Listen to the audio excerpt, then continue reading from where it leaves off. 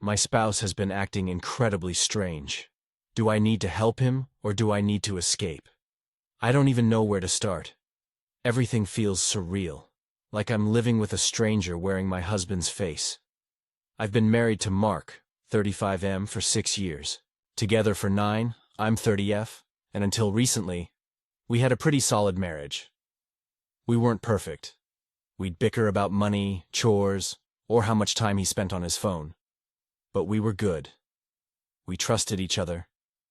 We laughed together. We planned our future. About 3 months ago, something changed. It started small. So small I thought I was imagining it. Mark became quieter. He used to talk my ear off about work, random podcasts, or weird trivia. Then one day, the chatter just stopped. He'd come home, sit on the couch, and stare at nothing for minutes at a time. When I'd ask what was wrong, he'd shrug and say, "Just tired."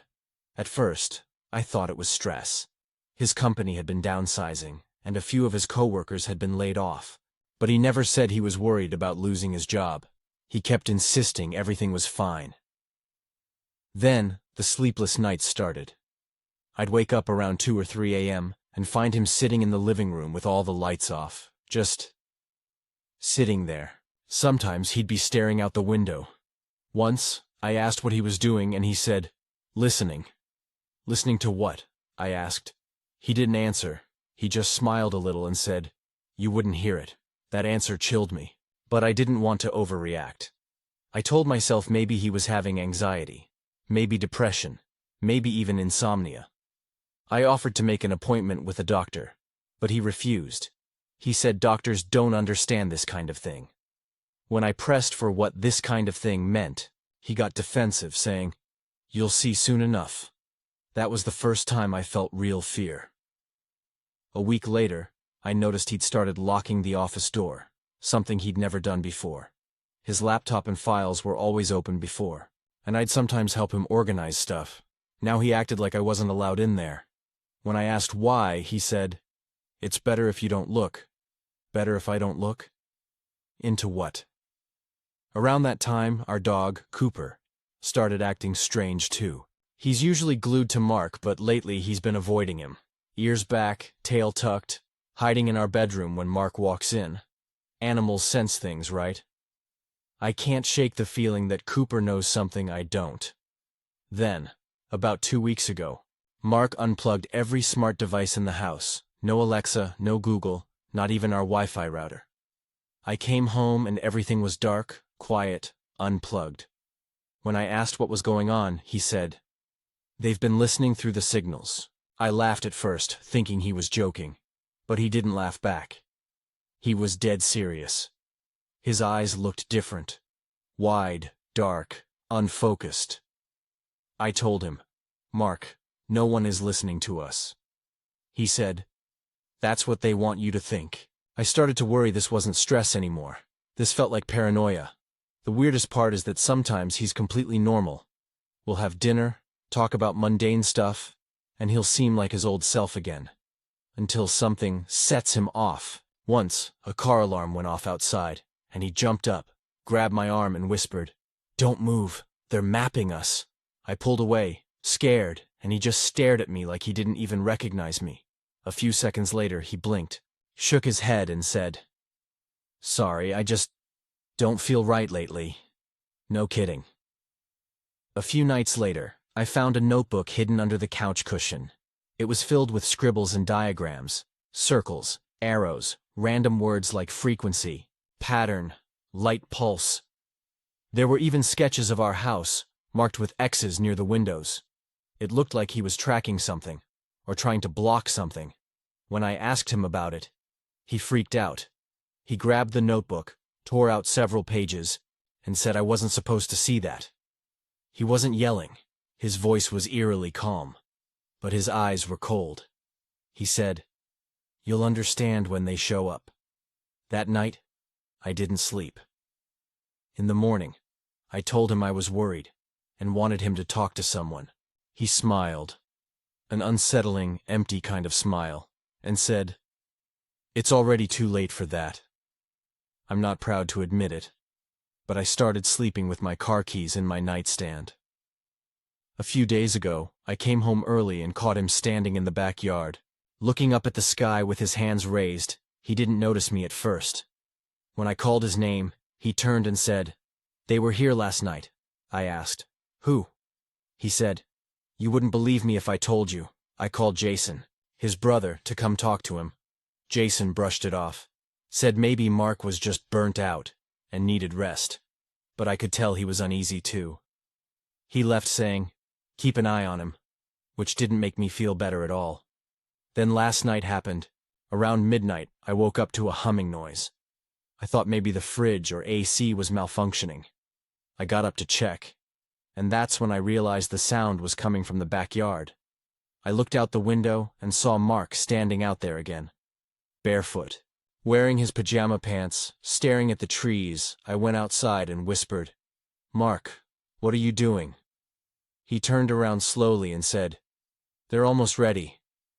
I told him he needed to come inside, but he just smiled and said, "You should start packing. You'll want to leave when it starts." When it starts, I didn't know what to say. I didn't want to provoke him, so I just nodded, guided him back inside, and locked the door. He went to bed like nothing had happened. I barely slept. And when I woke up this morning, he was gone. His phone was on the counter, his truck was in the driveway, but he wasn't anywhere in or around the house.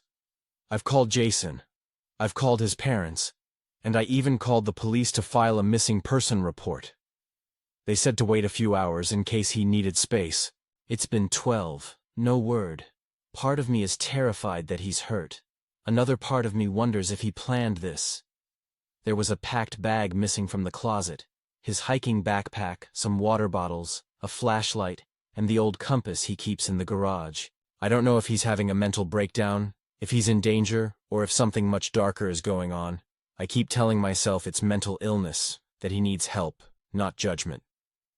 But then I remember the way he looked at me last night, like he knew something terrible was coming, and I can't shake this cold feeling in my chest. I just don't know what to do anymore. Do I keep waiting? Do I start searching? Or do I do what he said and start packing? Update: it's been 5 days since Mark disappeared, and I still feel like I'm living in a fog. The house is too quiet. Cooper keeps pacing around, whining at the back door like he expects Mark to walk through it any minute. Every little sound makes me jump. The morning after he vanished, I drove all over town, checked his favorite coffee shop, the park where he used to run, even the trails by the river where we'd go hiking. Nothing. I called Jason again, and he came over to help me file a more detailed missing person report. The police were polite but not especially optimistic. They said it's common for adults to take time away if they're stressed, especially men under work pressure. I told them this wasn't just stress, that Mark hadn't been himself for weeks, maybe months. They noted it, said they'd keep an eye out, and gave me a case number. I tried reaching out to a few of Mark's co-workers. That's when things started to get weirder. One of them, a guy named Evan, told me Mark had stopped showing up to the office about 2 weeks ago. When HR called to ask what was going on, he apparently said he was working on something bigger than any of them could understand. Evan said everyone thought it was a joke. Mark was the kind of guy who'd say cryptic things just to mess with people. But then he stopped answering emails entirely. That's when I started digging through his office at home again. I felt guilty doing it, but I needed answers. The first drawer I opened was full of receipts from hardware stores. Batteries, flashlights, camping supplies, aluminum foil, wire. The second drawer had notebooks filled with the same kind of rambling I'd seen before. Sketches of the sky, strange equations, coordinates, timestamps. One page had the words, "The signal moves," written over and over again. I don't know what any of it means, but it scared me. It felt like I was reading the thoughts of someone trapped in their own head. That night, I called Jason again. He came over, and we went through the stuff together. He tried to stay calm, but I could tell he was shaken. He said Mark had always been a little too curious about conspiracy theories. Apparently, he'd gotten really into these online forums where people talk about government frequencies and hidden transmissions. Jason thought it was just a hobby, something to kill time. But looking through the notebooks, It's clear this became an obsession. We agreed to hand everything over to the police. They sent someone to collect the items, promising to check for clues or patterns. That was 3 days ago. I haven't heard anything back yet. Yesterday, something strange happened. I was walking Cooper near the edge of the woods behind our neighborhood when he started pulling at the leash, barking like crazy. He's not usually aggressive, but he was growling and sniffing the air like he caught a scent.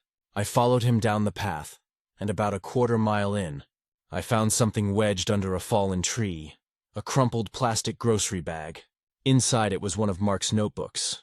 I recognized his handwriting instantly. The first few pages were nonsense, just lines of numbers and coordinates, but toward the back, there was a note addressed to me. It said, "Rachel, I know this looks crazy, but I can't explain yet. Please stay away from the lights in the woods. They're not what they look like. If you hear humming, leave the house. I'll come back when I can. That's it. No signature, no date." I took the notebook straight to the police. They didn't seem to know what to make of it. The officer asked if Mark had ever talked about self-harm or if he might be hiding out in the woods. I said no. He'd never been suicidal. Paranoid, yes. Detached, absolutely. But not suicidal. The officer nodded and said they'd send a search team to check the area. That night, I couldn't sleep around 2 a.m. I heard the same humming sound that woke me the night he disappeared. It wasn't coming from inside the house. It sounded like it was drifting in from outside. Low and steady, almost like an electrical buzz. I wanted to tell myself it was just the wind, or a generator, or maybe my imagination. But Cooper jumped off the bed and started barking toward the window. His ears flat, fur raised. I didn't look, I couldn't. I just turned on all the lights in the house and sat on the couch until morning. Today, Jason came by again. He said he hasn't heard from Mark either. He's trying to stay positive, but I can see the worry in his face. He told me he went through Mark's old social media accounts and found messages from a private online group he'd joined about frequency monitoring. Apparently, Mark believed certain signals could alter thought patterns. I don't even know what to think anymore. I've moved most of my things into the guest room because I can't sleep in our bedroom. Every time I close my eyes, I picture him standing in the yard, barefoot, staring at the trees. I keep wondering what he meant by, "They were here last night." I'm trying to hold on to logic, to stay grounded. The rational part of me knows this is probably a mental breakdown, that Mark needs professional help, but there's another part, deep down, that remembers the sound outside, the way Cooper still growls at the back door at night, and the note that warned me about the lights in the woods. I haven't seen any lights, not yet, but every night. I find myself checking the windows anyway. Final update. It's been 3 weeks since I last posted. And I honestly didn't think I'd be writing another update. I thought the story ended the night Mark disappeared. But somehow, it feels like that was just the beginning. The police officially closed the missing person case last week. They told me there was no evidence of foul play. And since Mark was an adult who left voluntarily, there wasn't much else they could do. That was it. Just like that. They filed it away. But I couldn't stop. I couldn't just accept that he walked out and vanished into thin air. After finding the notebook in the woods, I started retracing the coordinates Mark had written down. Most of them were just random spots, empty fields, quiet intersections, a stretch of road by the lake. But one set of numbers led me somewhere different. A clearing deep in the woods, about an hour's drive from our house.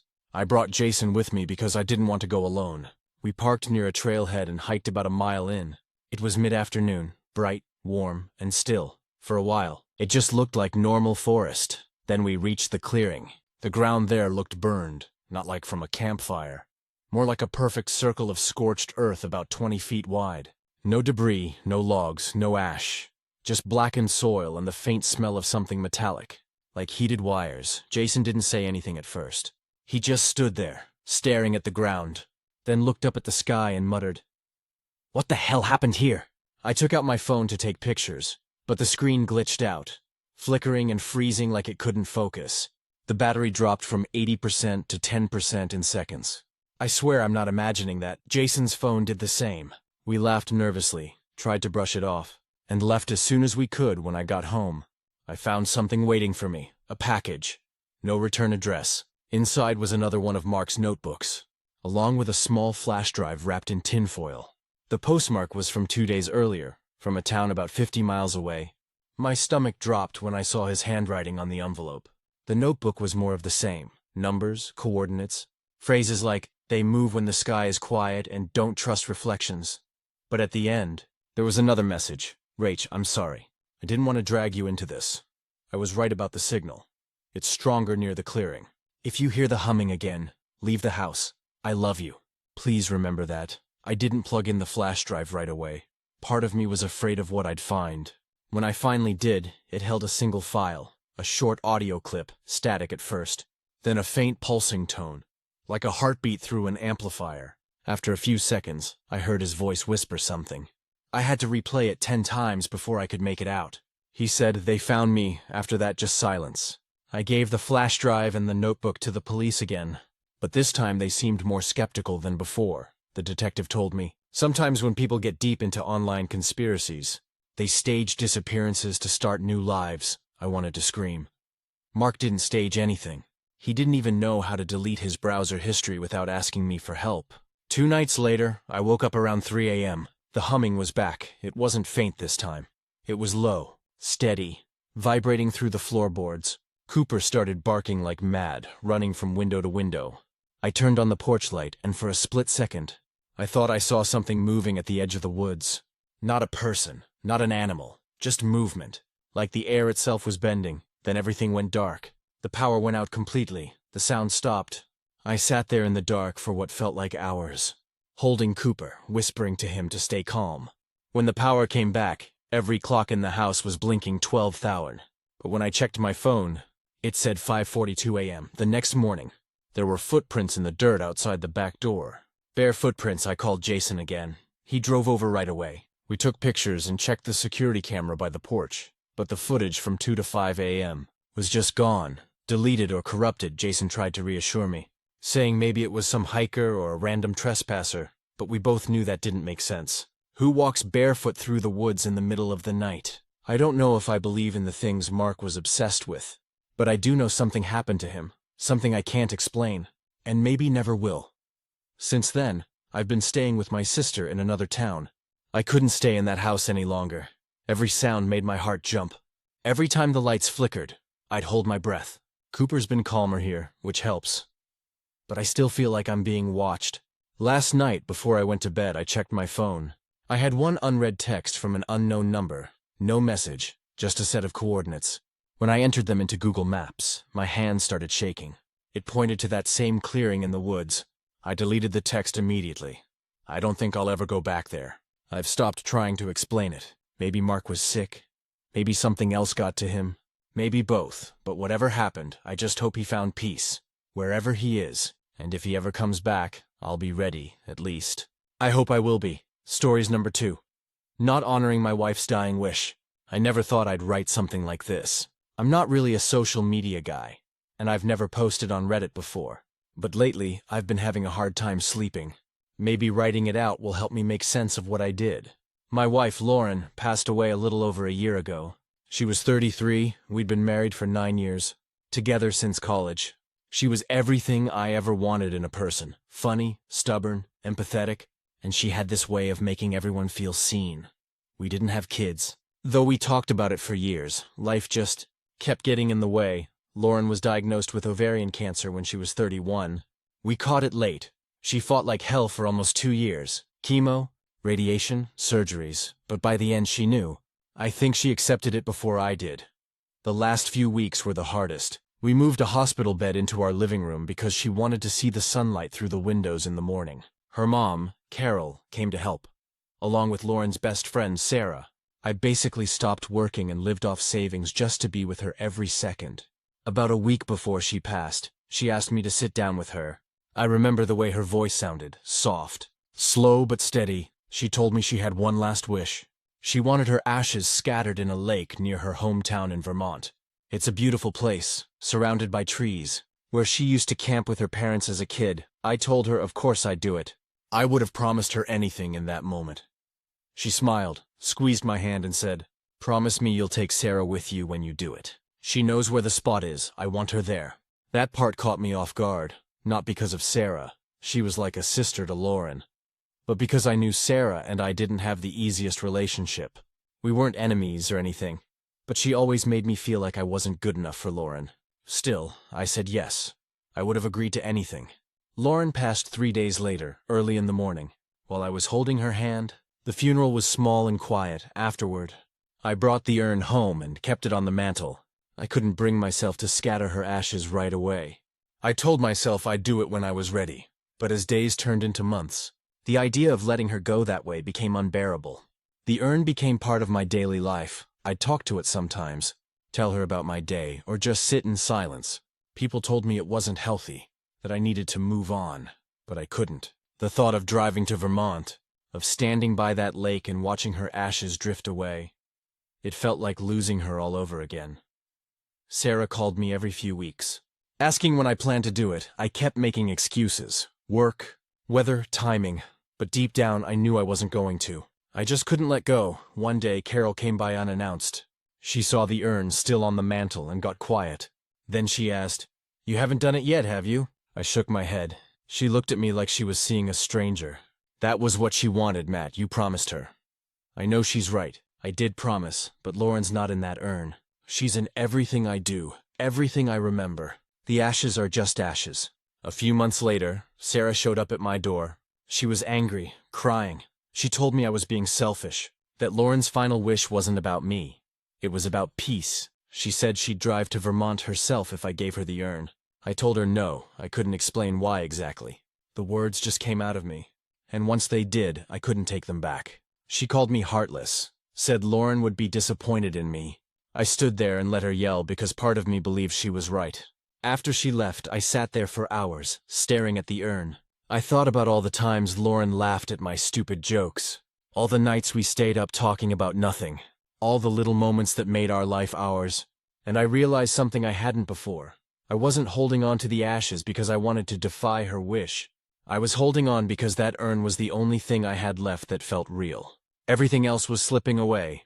Last week, Carol called again. She said they're planning a small memorial at the lake for the anniversary of Lauren's passing. She asked if I'd come. I told her I wasn't sure. I didn't tell her that I still haven't let the ashes go. Sometimes I wonder what Lauren would say if she could see me now. Would she be hurt that I didn't follow through? Or would she understand that this is how I've survived without her? I know I broke a promise. I know I'm clinging to something that's keeping me stuck. But when I look at that urn, it's like she's still here. Just for a moment. Maybe one day I'll be ready to take her home to that lake. Maybe not, but for now she's here with me. And I can't let her go yet, and maybe that makes me weak. But it's the only thing keeping me whole. It's been 6 months since I wrote that, and something in me finally shifted. I don't know if it was time, guilt, or just exhaustion from living with ghosts. But I woke up one morning and realized I couldn't keep doing this. The urn had been sitting on the mantel for over a year. Every morning I'd make coffee, glance at it, and tell myself tomorrow. But tomorrow never came. It became part of the room, like furniture, something I couldn't imagine removing. Then one night I had a dream. I was standing by a lake surrounded by fog, and Lauren was there. Barefoot, her hair loose, smiling at me. She didn't say anything, just reached out and touched my arm. It wasn't eerie or sad, it was peaceful. When I woke up, I was crying, and for the first time since she died, the house didn't feel like home, so I decided to do what I'd been avoiding for so long. I called Carol and told her I was ready. Her voice cracked when she said, "You sure?" And I told her yes. Though my chest felt like it was caving in, I called Sarah too. There was a long pause on the line before she spoke. "I'm glad," she said quietly. She'd be glad too. We planned to drive up to Vermont together. I didn't want to go alone. The drive was about 6 hours, and I brought Cooper, our old golden retriever that we adopted together when we got married. He's gray around the muzzle now, slower, but still follows me everywhere. The trip felt heavy from the start. The silence between Sarah and me wasn't angry, just thick. We stopped for coffee halfway there, and I noticed she still wore the bracelet Lauren gave her for her birthday years ago. Seeing that small thing almost undid me. When we reached the lake, it was late afternoon. The trees were turning orange and gold, and the surface of the water looked like glass. Sarah led me to a spot near a large rock that jutted into the lake. "This is where she used to swim," she said softly. "She'd dive off that rock every summer." I stood there holding the urn. My hands were shaking so hard I could barely keep my grip. I didn't know what to say, so I whispered, "Hey, babe," and then laughed through the tears. "I'm sorry it took me so long." I twisted off the lid and hesitated. For a second, I almost closed it again. But then Sarah stepped closer, placed her hand on my shoulder, and said, "She's ready, Matt. You are too." I tilted the urn and let the wind take her. The ashes scattered into the air and drifted across the lake, catching the light as they went. It was quiet except for the sound of the water lapping at the rocks. It didn't feel like losing her again.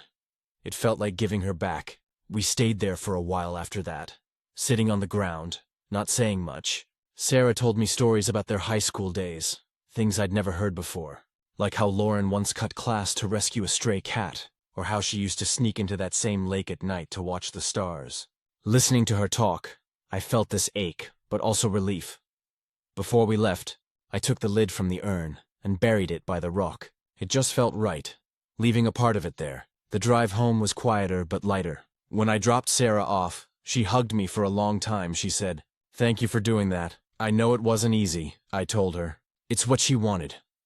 And for the first time, that didn't hurt to say. Since then, things have changed in small but meaningful ways. I moved Lauren's photo from the mantel to a shelf by the window, next to a little vase of wildflowers. The house still feels empty sometimes, but not haunted.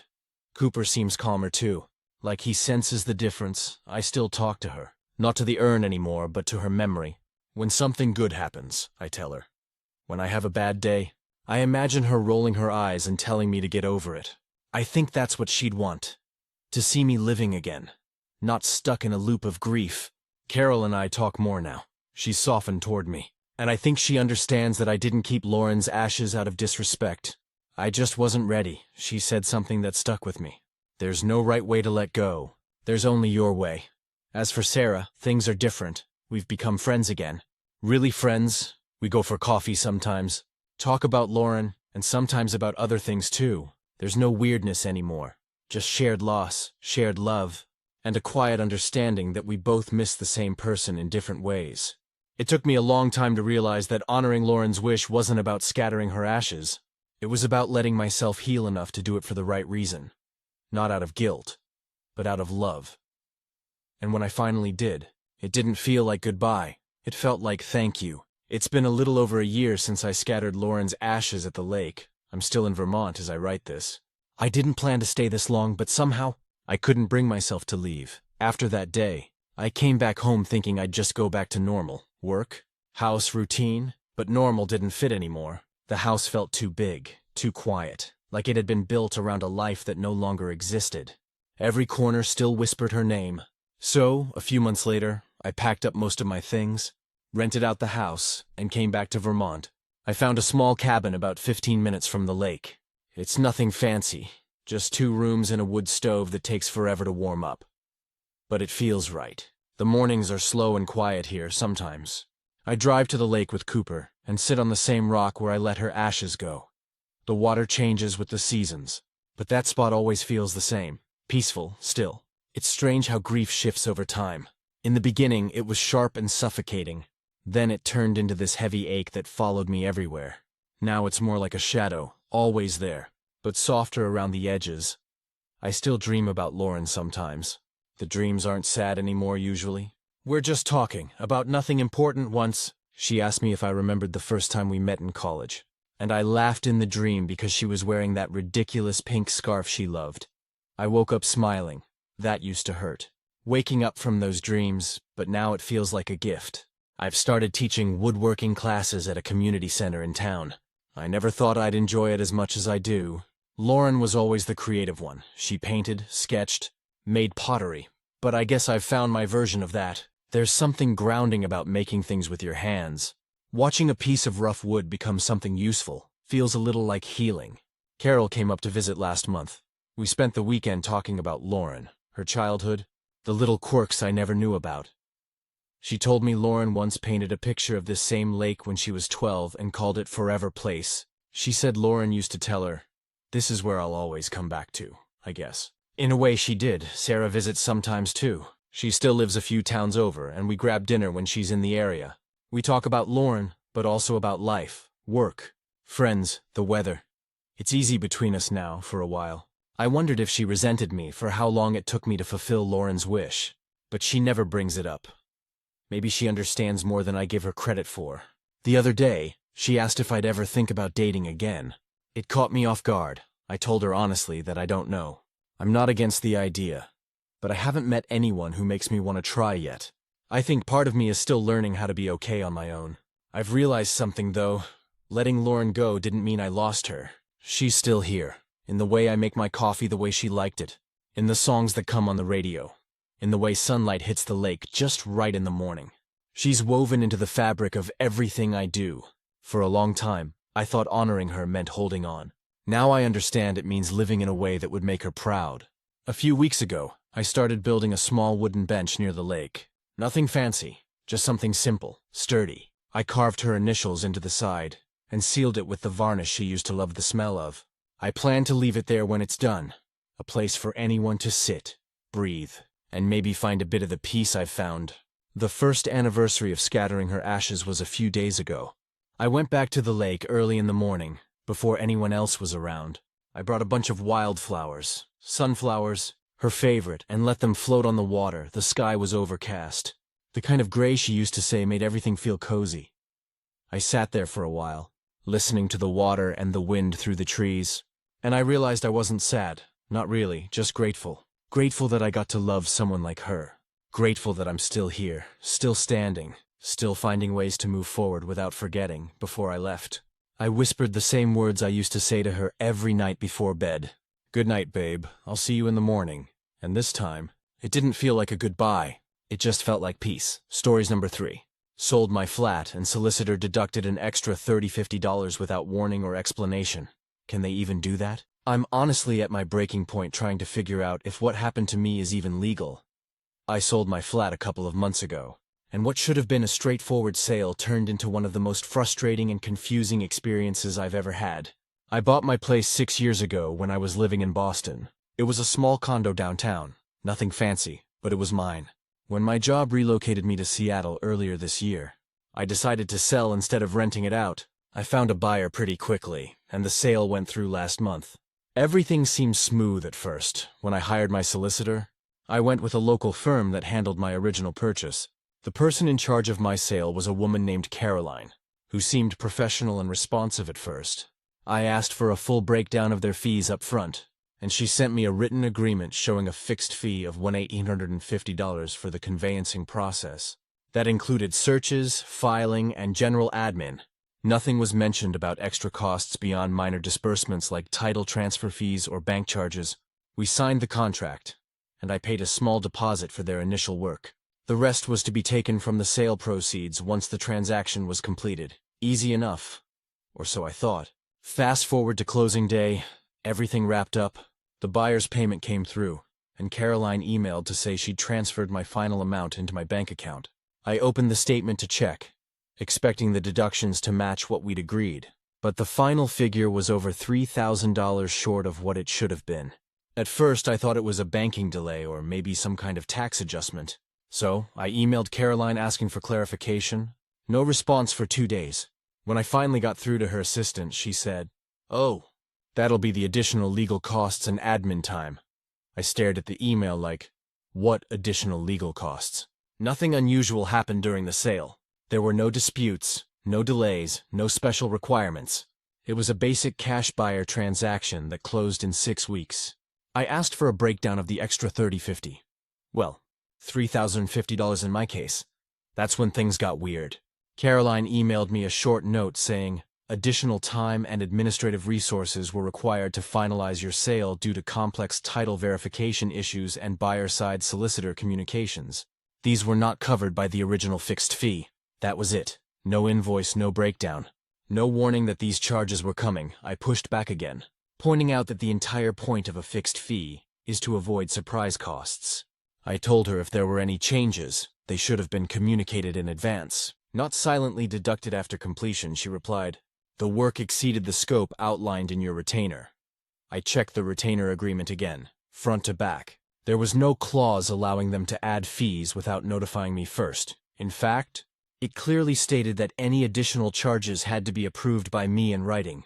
So now, I'm out $3,050, and they won't explain where that number even came from. When I asked for an itemized statement, Caroline said, "Our system doesn't produce detailed logs for every communication, so the fee reflects overall time spent. I'm not a lawyer, but this feels shady as hell." I tried escalating it to the senior partner at the firm, a guy named Richard. He told me he'd review the situation, but warned that legal billing often reflects unseen work, and clients sometimes underestimate the complexity of their case. That made me so angry. My case was literally one of the simplest types of property sales there is. I went back through every email and document they sent me. There was nothing about a title issue, nothing about buyer-side complications.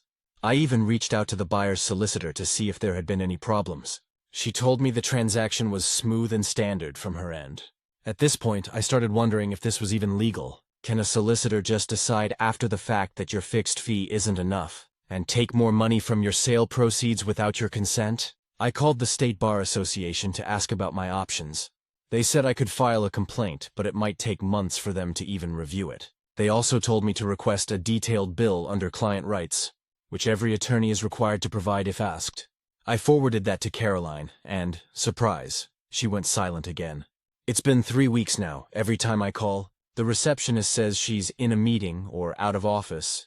I finally sent a certified letter demanding a full refund of the unauthorized charge, or, at minimum, a complete accounting. Still no response. I'm furious. I feel taken advantage of. I trusted this firm, and they just dipped into my sale proceeds like it was their personal tip jar. And $3,050 isn't pocket change. It's my moving money. My cushion while settling into a new city. My friends are split on what I should do next. Some say to take them to small claims court. Others say it'll cost me more in stress than I'll get back. My brother, who's a CPA, said to file a formal grievance with the bar because lawyers hate disciplinary boards more than court threats. The problem is, I'm just so tired. Between the move, my new job, and trying to get settled. I don't have the bandwidth to fight a law firm right now. But every time I see my bank balance, I feel this wave of frustration all over again. What really gets me is the principle of it. I didn't try to cheap out or haggle their fees. I agreed to a fair fixed price, and they took advantage of my trust. It's not about the money anymore. It's about being treated like my word, and their contract actually means something.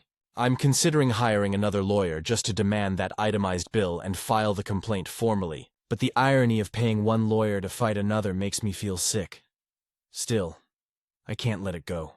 I don't want anyone else to go through this, so I'm asking, if anyone here is familiar with this kind of thing, can a solicitor or attorney legally add thousands in extra fees to a fixed fee agreement after the sale is done, without notice or approval? Because if they can't, I'm ready to raise hell. A few weeks after my last message to the firm, I decided enough was enough. I wasn't letting $3,000 disappear into some vague, administrative adjustment. So, I started pushing harder. First, I drafted a formal letter citing the sections of our agreement that stated additional charges had to be pre-approved in writing. I quoted it word for word, printed it on clean white paper, signed it, and mailed it certified so they couldn't say they never got it. I gave them 7 business days to respond before I filed a complaint with the state bar. Day 1, no reply. Day 3, still nothing. On day 5, I got an email, not from Caroline, but from a client relations officer named Megan. She wrote that my concerns had been received, and that the firm was reviewing the matter internally. It sounded like PR fluff, but at least it was something. 3 days later, Megan called me. She said she'd spoken with Caroline and the managing partner, Richard, and they believed the additional fee was appropriate, due to extended coordination with external parties and unforeseen title complexities. I asked her, what external parties? What title complexities? She said she didn't have those details on hand, but could request them. I told her I wanted proof, emails, call logs, anything showing that extra work had actually been done. She promised to follow up within a week. A week went by. Silence. That's when I realized they were trying to wear me down. So I decided to escalate. I filed a complaint with the Massachusetts Board of Bar Overseers. Their online form let me upload the contract, every email, and even the bank statement showing the deduction. I didn't expect a fast result, but I wanted it on record that something shady was happening. A few days later, I got an automated confirmation that my complaint had been received.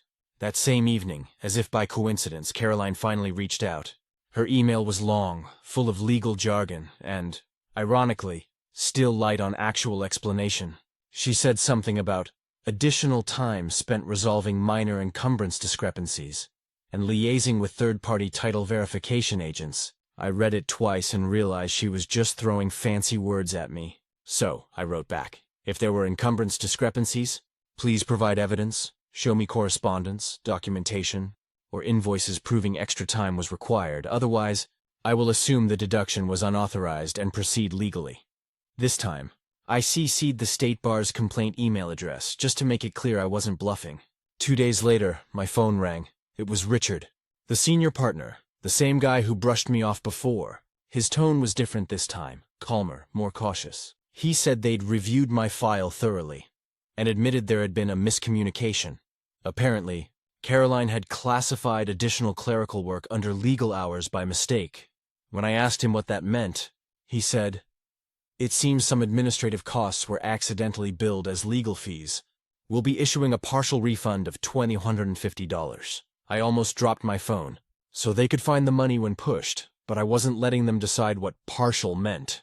I told him I wouldn't accept anything less than the full $3,050, unless they could show clear proof of authorized extra work. He tried to sound diplomatic, saying, "Well, I can't promise that without reviewing the full documentation again," I said.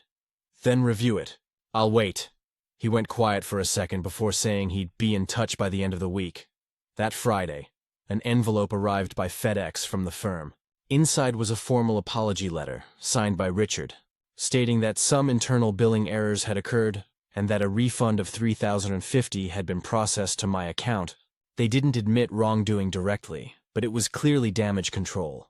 I checked my bank that evening, and sure enough, the money was back, every penny. I felt this weird mix of relief and anger. Relief that I'd finally gotten my money, but anger that I had to fight tooth and nail for something that should have been honest from the start. I followed through with the bar complaint anyway, updating them with the resolution. I told them I wanted it on record, because I didn't want anyone else getting blindsided by accidental overbilling. The investigator thanked me for reporting it, and said the firm would still be reviewed for billing transparency compliance. Afterward, Megan from Client Relations called again. She said she was glad we were able to reach an amicable resolution. I told her straight up that it wasn't amicable. It was damage control after being caught. She was silent for a few seconds and then quietly said, "I understand, Mr. Ward. Since then, I've been warning everyone I know. Never just trust the final figure when it comes from a solicitor or lawyer. Ask for an itemized bill every time. Keep every email, make them explain every line, because here's the truth. They count on most people being too busy or too intimidated to push back. I wasn't, and it paid off. The whole thing taught me that fixed fee doesn't always mean what you think it does, at least not to the people writing the contracts. But it also showed me that sometimes, standing your ground works, even against the ones who make a living knowing the rules better than you. When I got that refund notification, I screenshotted it, printed it, and pinned it to my fridge.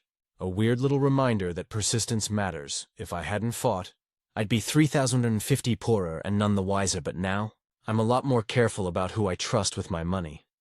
And a little less afraid to make noise when something feels wrong.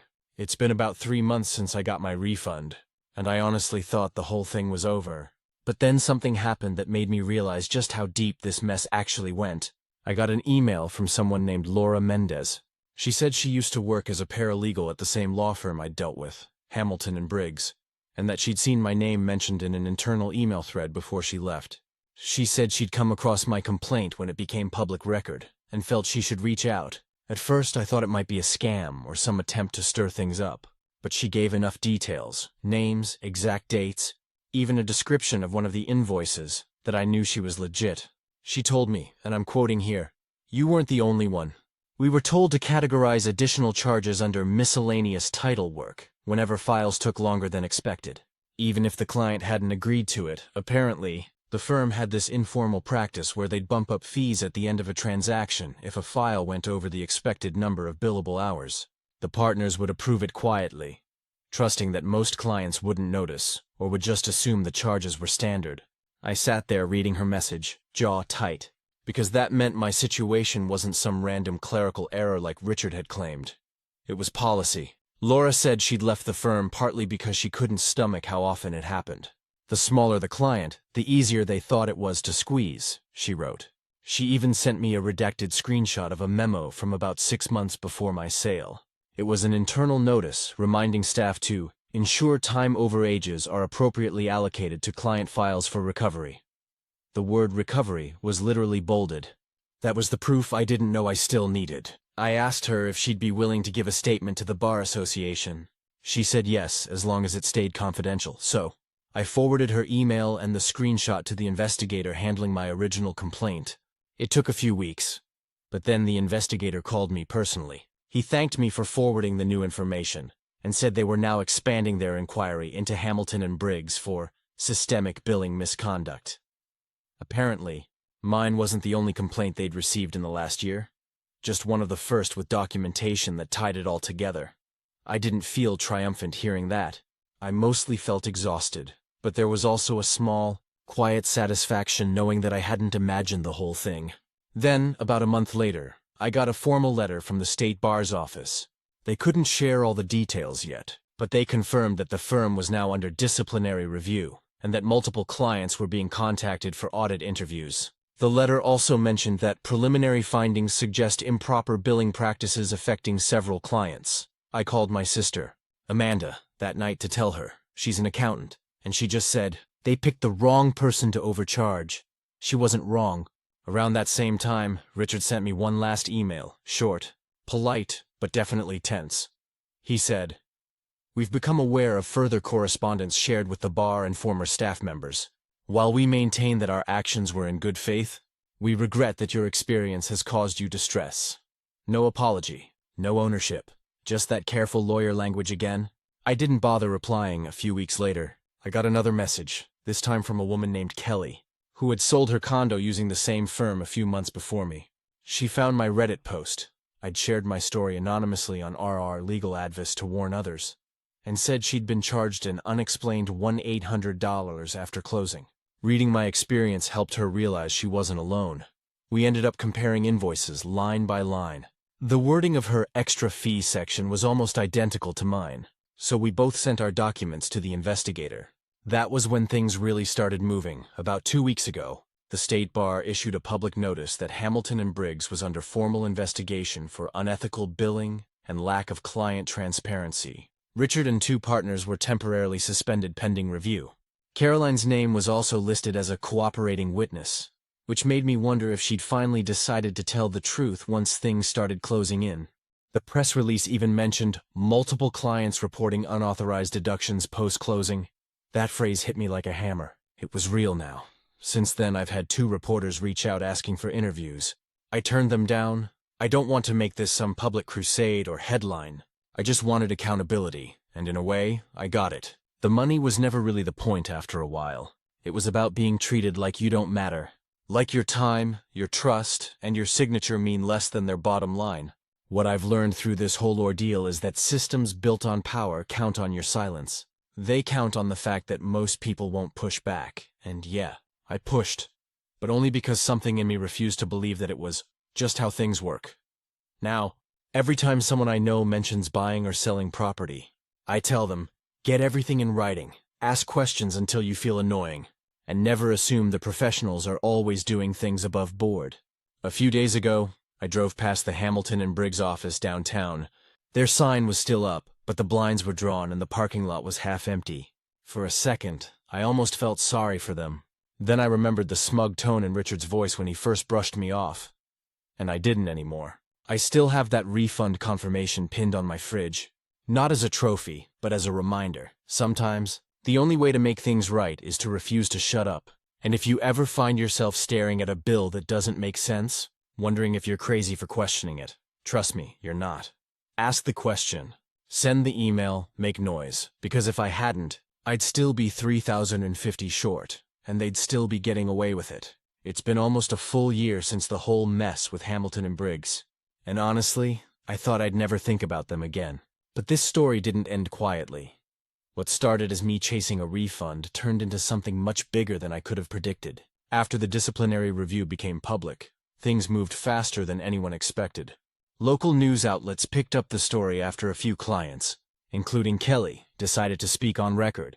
The headline was something like, "Law firm under fire for hidden closing costs." It wasn't sensationalized, it just laid out the facts. But the comment sections exploded. Dozens of people chimed in.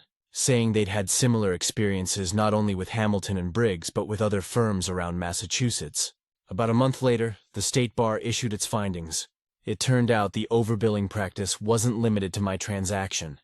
It had been going on for years in their report. They called it a pattern of unethical billing procedures and client deception. The partners had approved supplemental cost allocations to increase profit margins on fixed-fee transactions. In plain English, they were charging people extra just because they could. Richard, the senior partner, was suspended for 2 years. Caroline was formally reprimanded, but avoided disbarment because she cooperated. Megan, the client relations officer who'd called me with all those careful words, quietly resigned before the report came out. When I read the summary, I just sat at my kitchen table, stunned. I wasn't celebrating, just processing.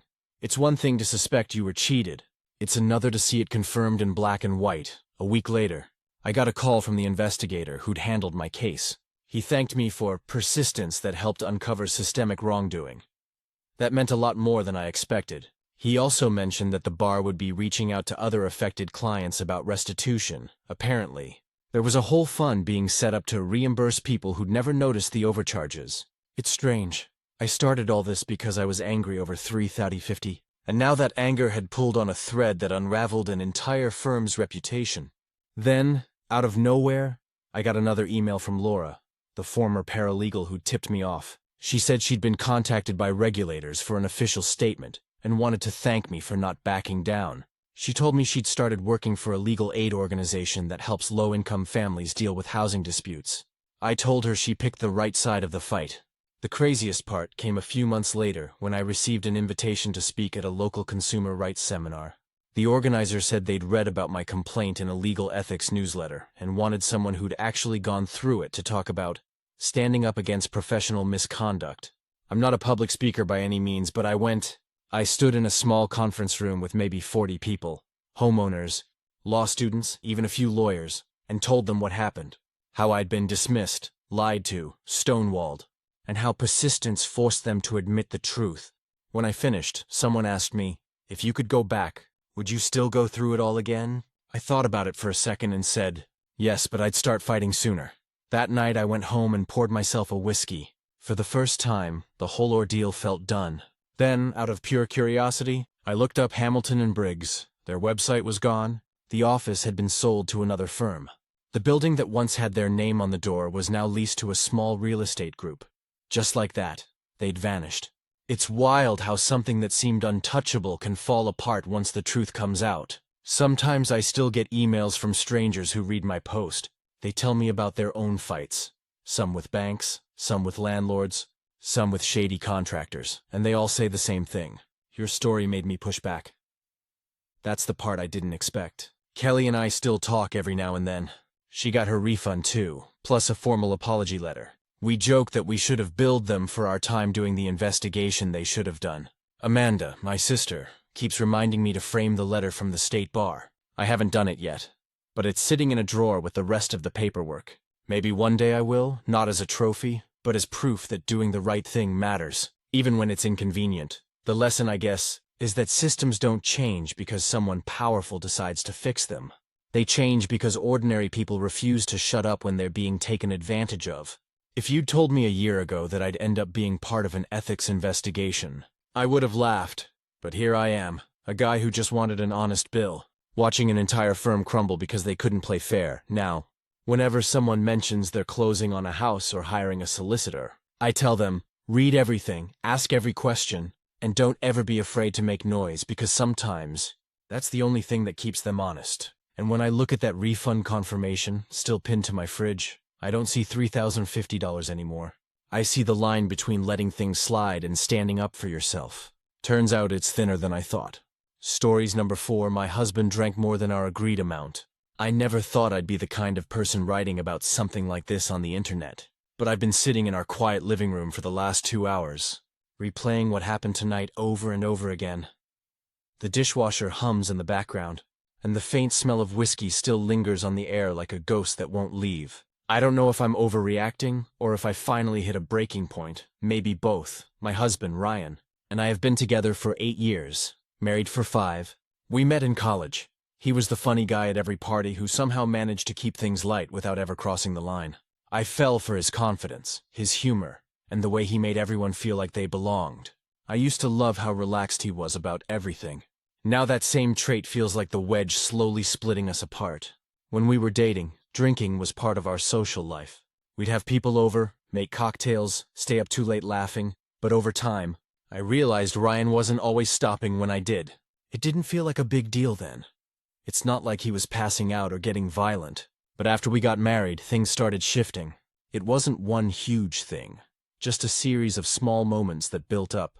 He'd promise to have just a couple, and then polish off the bottle. He'd forget conversations, make plans he didn't remember, fall asleep on the couch while the TV blared. I'd nudge him awake, feeling more like a parent than a partner. A year ago, we sat down and had a serious talk. I told him how much it bothered me that he didn't seem to have control over his drinking sometimes.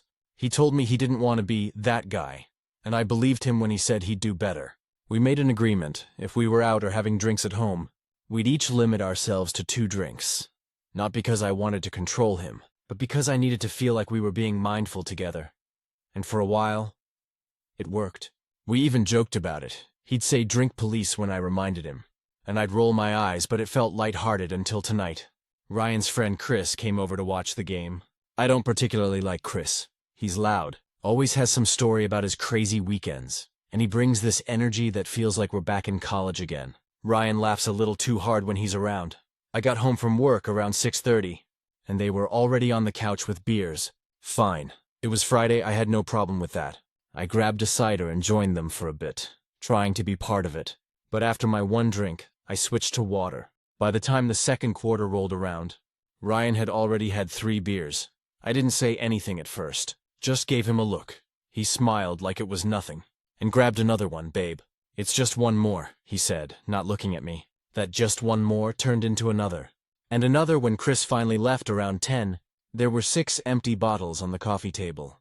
Ryan was trying to tidy them up, fumbling a little, laughing at himself. You okay? I asked, keeping my tone calm.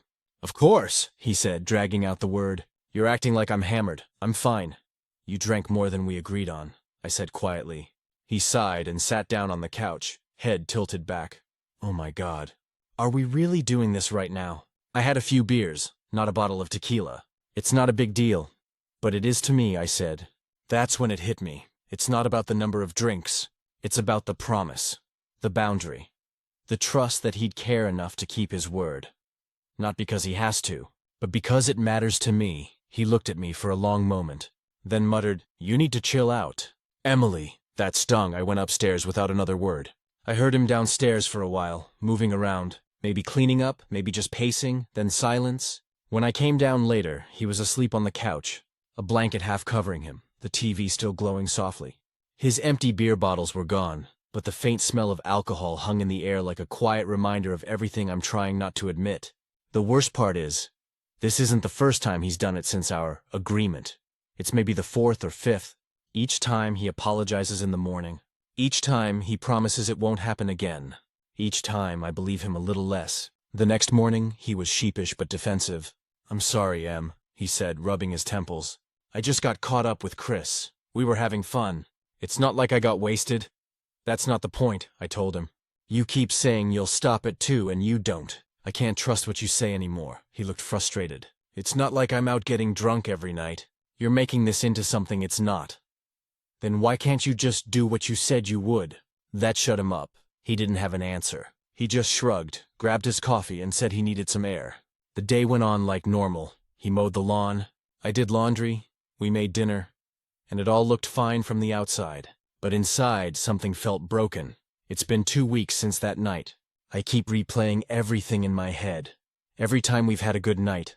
Every time I've made an excuse for him. Every time I've told myself it wasn't that bad. The truth is, I don't care if he drinks sometimes. I care that he doesn't keep his word. I care that when I tell him something hurts me, he treats it like I'm nagging. Last weekend, we went to a barbecue at our friend's place, Megan and Jake. They're the kind of couple who seem to have everything together. Megan noticed I wasn't drinking and asked why. I told her we were trying to be more intentional about it. Jake laughed and said, Good luck with that, man. I've tried telling Megan that 100 times. Ryan laughed too. I watched his eyes dart toward the cooler. I saw the moment he decided he was going to ignore the plan again. He grabbed a beer and popped it open without even looking at me. I didn't say a word. He had 4. On the drive home, he was tipsy but trying to play it cool. He turned the music up, singing along off-key. When I didn't sing with him, he turned it down. "What's wrong?" he asked. "Nothing," I said. "Don't do that thing where you shut down," he said, voice soft but slightly slurred. "I'm fine, Emily. You're making this into something bigger than it is." "Maybe it is big," I said. "Maybe it's not about the drinks. Maybe it's about you not giving a damn about what I need." He went quiet. When we got home, he went straight upstairs and took a shower. I sat in the car for 10 minutes before I could bring myself to go inside. We haven't talked about it since. It's like the issue lives between us now.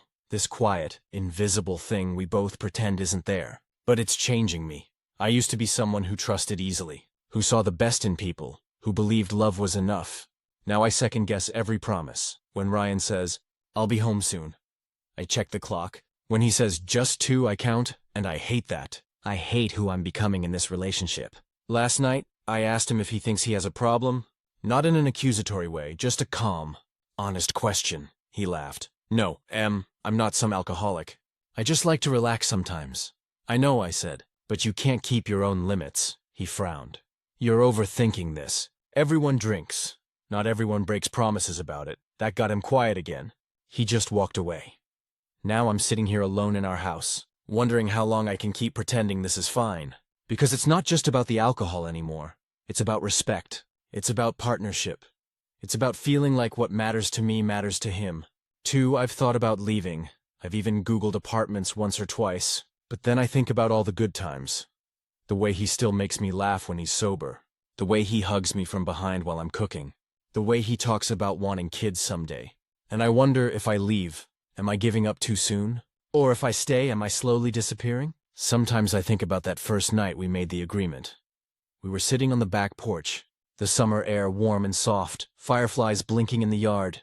He reached over, took my hand and said, "I don't ever want you to feel like you can't trust me." I believed him then. I really did. Now, I don't know, update. My husband drank more than our agreed amount. It's been a little over a month since I made that first post. I didn't expect so many people to read it, let alone reach out with advice and kind words. I read every single comment, even the hard ones. A lot of you said what I already knew deep down but wasn't ready to face. I guess I'm ready now. Things got worse before they got clearer. After that last barbecue, Ryan and I sort of drifted around each other for weeks. We'd go to work, come home, eat dinner, talk about meaningless things like bills or what to watch on TV. But we weren't really talking. I'd catch myself looking at him, trying to see if anything had changed. If maybe he was trying to prove me wrong, to show he could actually control it. But nothing really did. 2 weeks ago, we were invited to Megan and Jake's place again for a game night. I didn't want to go. I had that tight feeling in my chest all day. The kind you get when you already know what's going to happen. But Ryan was excited, and I didn't want to be the boring wife, so I went. At first it was fine. We were playing Cards Against Humanity. Everyone laughing. The kind of night where the house feels warm with noise. Megan poured wine for everyone, and I took a glass just to be polite. Ryan grabbed a beer, then another, then another. By the time the pizza arrived, he was on his 5th. I quietly touched his knee under the table and said, "Hey, maybe switch to water." He looked at me, smiled too wide, and said, "Relax, Em. We're all adults here." Megan shot me a look, sympathetic but awkward. I forced a smile and kept playing, but inside, I felt like something was unraveling. On the drive home, I didn't say a word. Neither did he. He was humming to the radio, off-key again, his hand tapping the steering wheel. We pulled into the driveway, and I sat there, staring at the dashboard lights. He said, "You're mad again." "I'm not mad," I said quietly. "I'm tired." That night, we had one of the worst fights we've ever had. Not loud, just brutal. He accused me of treating him like a child. I told him he acted like one when he broke promises. He said I made everything about control. I said I was trying to hold on to respect. Somewhere in the middle of it, he said, "You make me feel like I can't do anything right." And I said, "Then why do you keep proving me right?" He didn't have an answer for that. He just left. He didn't come home until the next morning. He said he crashed at Chris's place. He looked awful. Bloodshot eyes, stale smell of beer. Wearing the same clothes, I didn't yell. I just looked at him and said, "This is it for me." He froze. "What do you mean?" "I can't keep living like this. I feel like I'm slowly disappearing inside this marriage. I don't recognize myself anymore." He sat down on the edge of the bed, his hands in his hair. I could see the panic starting to build, the way his breathing changed. "I can fix this, Em. I promise. I'll stop. I'll talk to someone, just don't give up on me yet." I wanted to believe him. God, I really did. I wanted to believe that this time would be different. But I'd heard it all before, so I told him, "Then you need to actually do it. Not say it, do it." For the next week, he tried. He didn't drink. He texted me from work every day. He was extra attentive, like he was trying to rewrite the past month through small gestures. He even looked up a local therapist who specialized in addiction. I wanted to feel hopeful, but I couldn't shake the dread. Then last Friday, I got home from work early. His car was in the driveway. The house was quiet.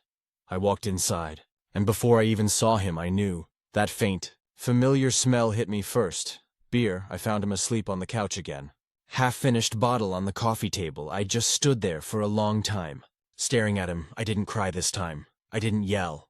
I just felt this wave of emptiness wash over me, like something inside finally gave out. When he woke up later, he looked at me and knew. He didn't even try to deny it. He said, "I messed up." I said, "Yeah." He said, "I'm sorry." I said, "I know," and that was it. The next morning, I packed a bag.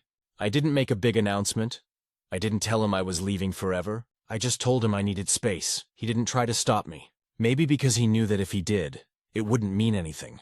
I'm staying at Megan's place right now. She and Jake cleared out their guest room for me. It's quiet here, peaceful.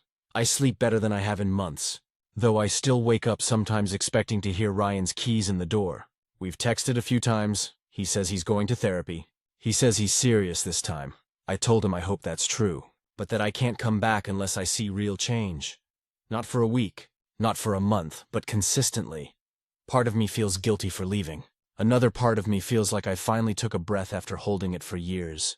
The other night, I sat on the porch with Megan, and she said something that stuck with me. "You can love someone and still realize they're not safe for your peace." That hit hard, because I do still love him. I probably always will, but I also love the version of myself I'm starting to remember. The one who laughed easily, who didn't walk on eggshells, who didn't measure love by how many drinks someone didn't have.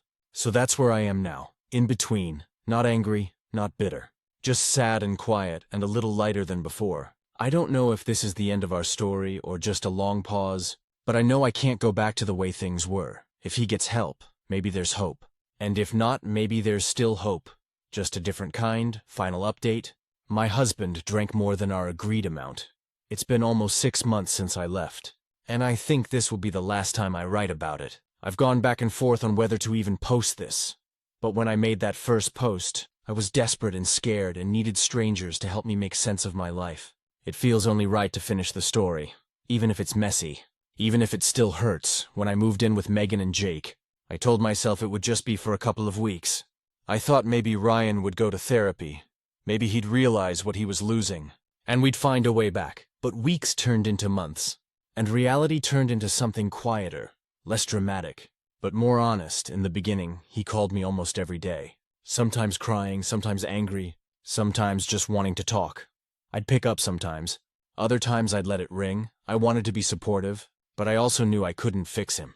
Every time I heard his voice, I'd get pulled right back into that place of guilt and hope. It was exhausting.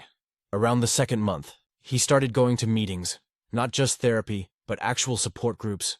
He sent me a picture once of the pamphlet they gave him, and I remember staring at it, feeling this complicated mix of pride and sadness. I wanted to believe him.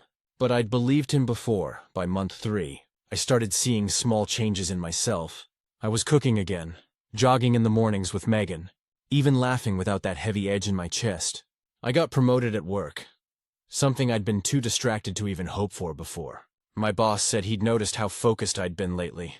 I didn't tell him it was because I wasn't constantly checking my phone, wondering if my husband was drinking. Ryan and I saw each other once, about 2 months after I left. He asked if we could meet for coffee. I almost said no, but part of me wanted closure. He looked tired but sober, really sober, eyes clearer, posture different, like he was trying to hold himself accountable just by standing upright.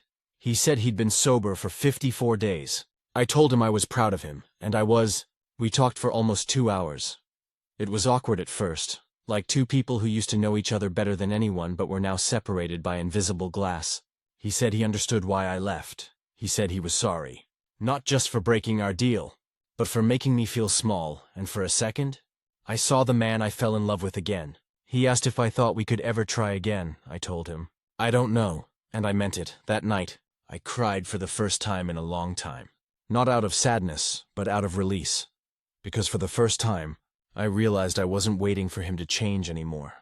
I was changing. 2, after that, our communication became less frequent. He focused on his recovery. I focused on mine, then came the relapse. It was about a month ago. He texted me late one night. I messed up. I'm sorry. I didn't need to ask what happened. I just knew. I didn't reply right away. The next morning, he texted again, saying he was getting back on track, that he'd gone to another meeting that day. I told him I was proud of him for not giving up, but that I couldn't be part of the cycle anymore. He said he understood, and this time, I think he really did. Since then we haven't spoken. I still get updates through Megan, who talks to Jake, who sometimes hears from Chris. Apparently Chris is trying to drink less too, which is something. Ryan's still going to meetings. Still working, still trying. As for me, I found an apartment. It's small, nothing fancy, but it's mine.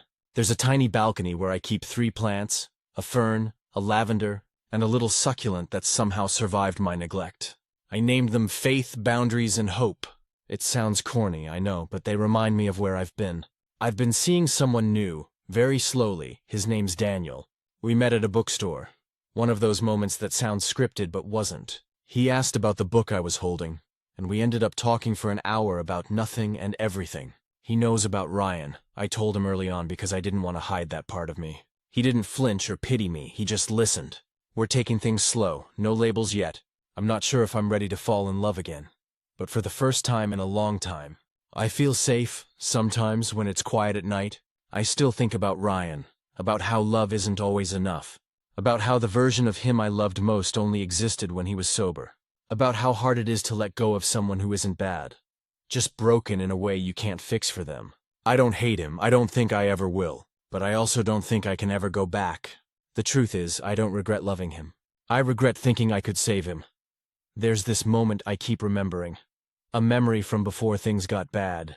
We were camping in Vermont, sitting by a fire, watching the embers drift up into the dark. He leaned over and said, I feel like no matter what happens, we'll always find our way back to each other. I used to believe that. Now I think sometimes finding your way back means walking in separate directions.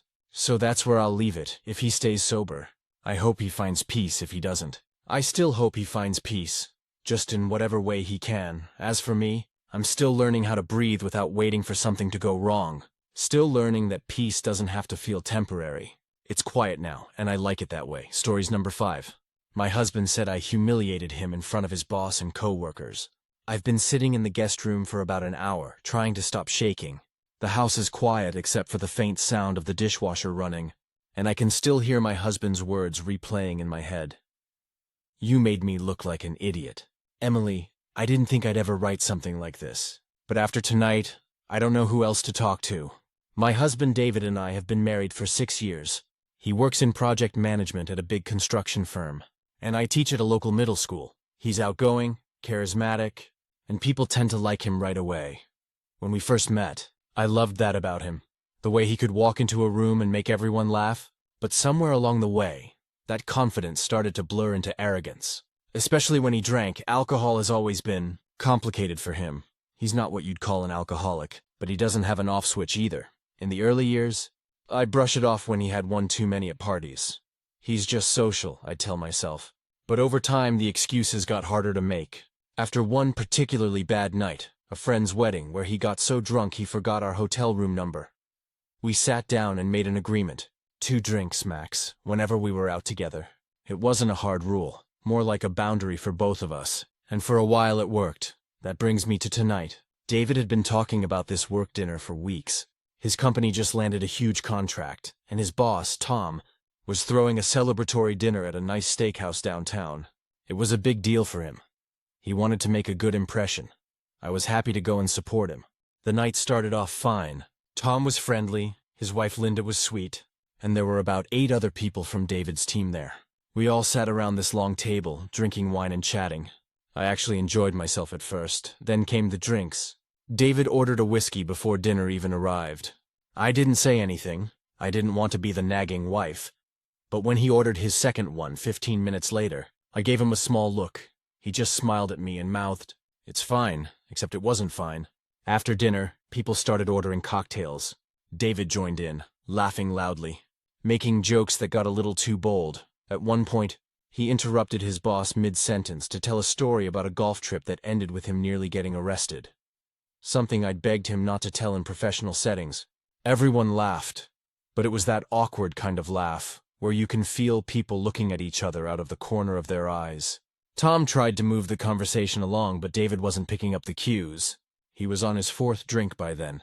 I felt my stomach twisting, the way it always does when I can see the version of him that I hate starting to surface. The loud, careless one who doesn't realize how close he's skating to embarrassment. When the waiter came by again, he started to order another drink, and I quietly said, "Babe, maybe switch to water." He gave me that tight smile. "I'm good, Em." Don't worry, but I was worried. He ignored me and ordered another whiskey anyway. Linda caught my eye. She gave me that sympathetic look. The one that says, "I've been there." It made me want to crawl under the table after dinner. The group decided to move to the bar area for a few more drinks. I told David I was ready to head home. He laughed and said, "You go ahead if you want.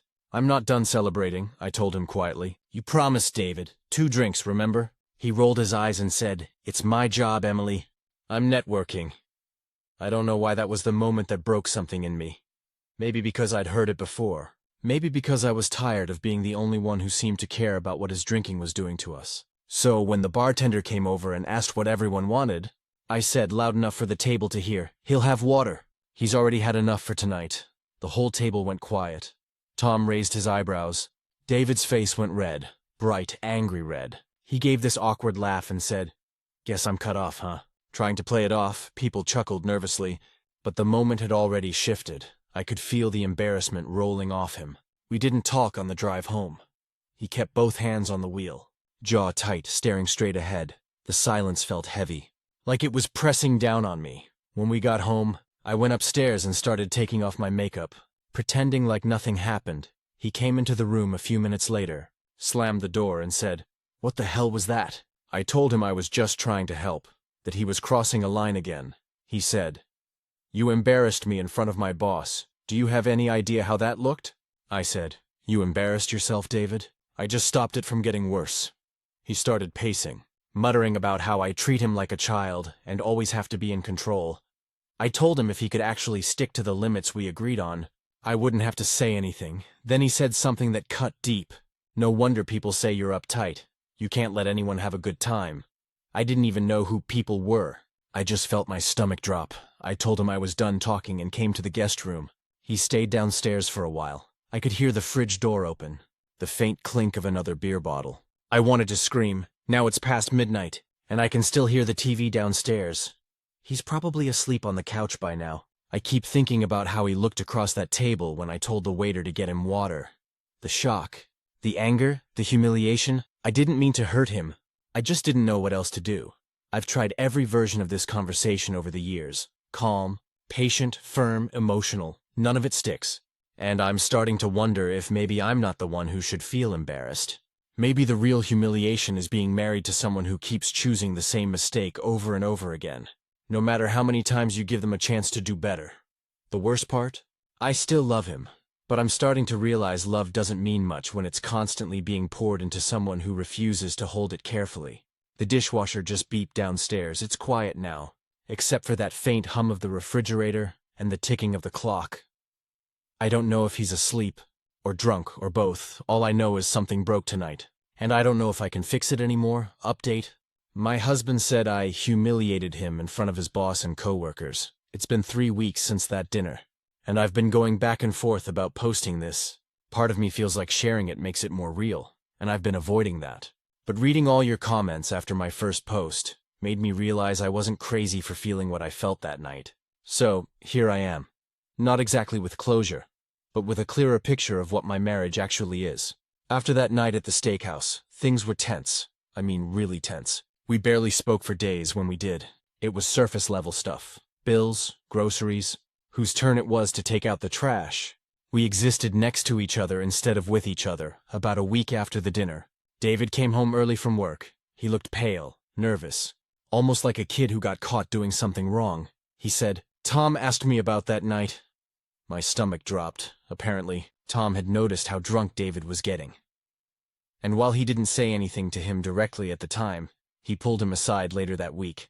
According to David, it wasn't a yelling kind of talk, just a quiet but serious one. Tom told him that while he's a great project manager, he needs to be more mindful at company events.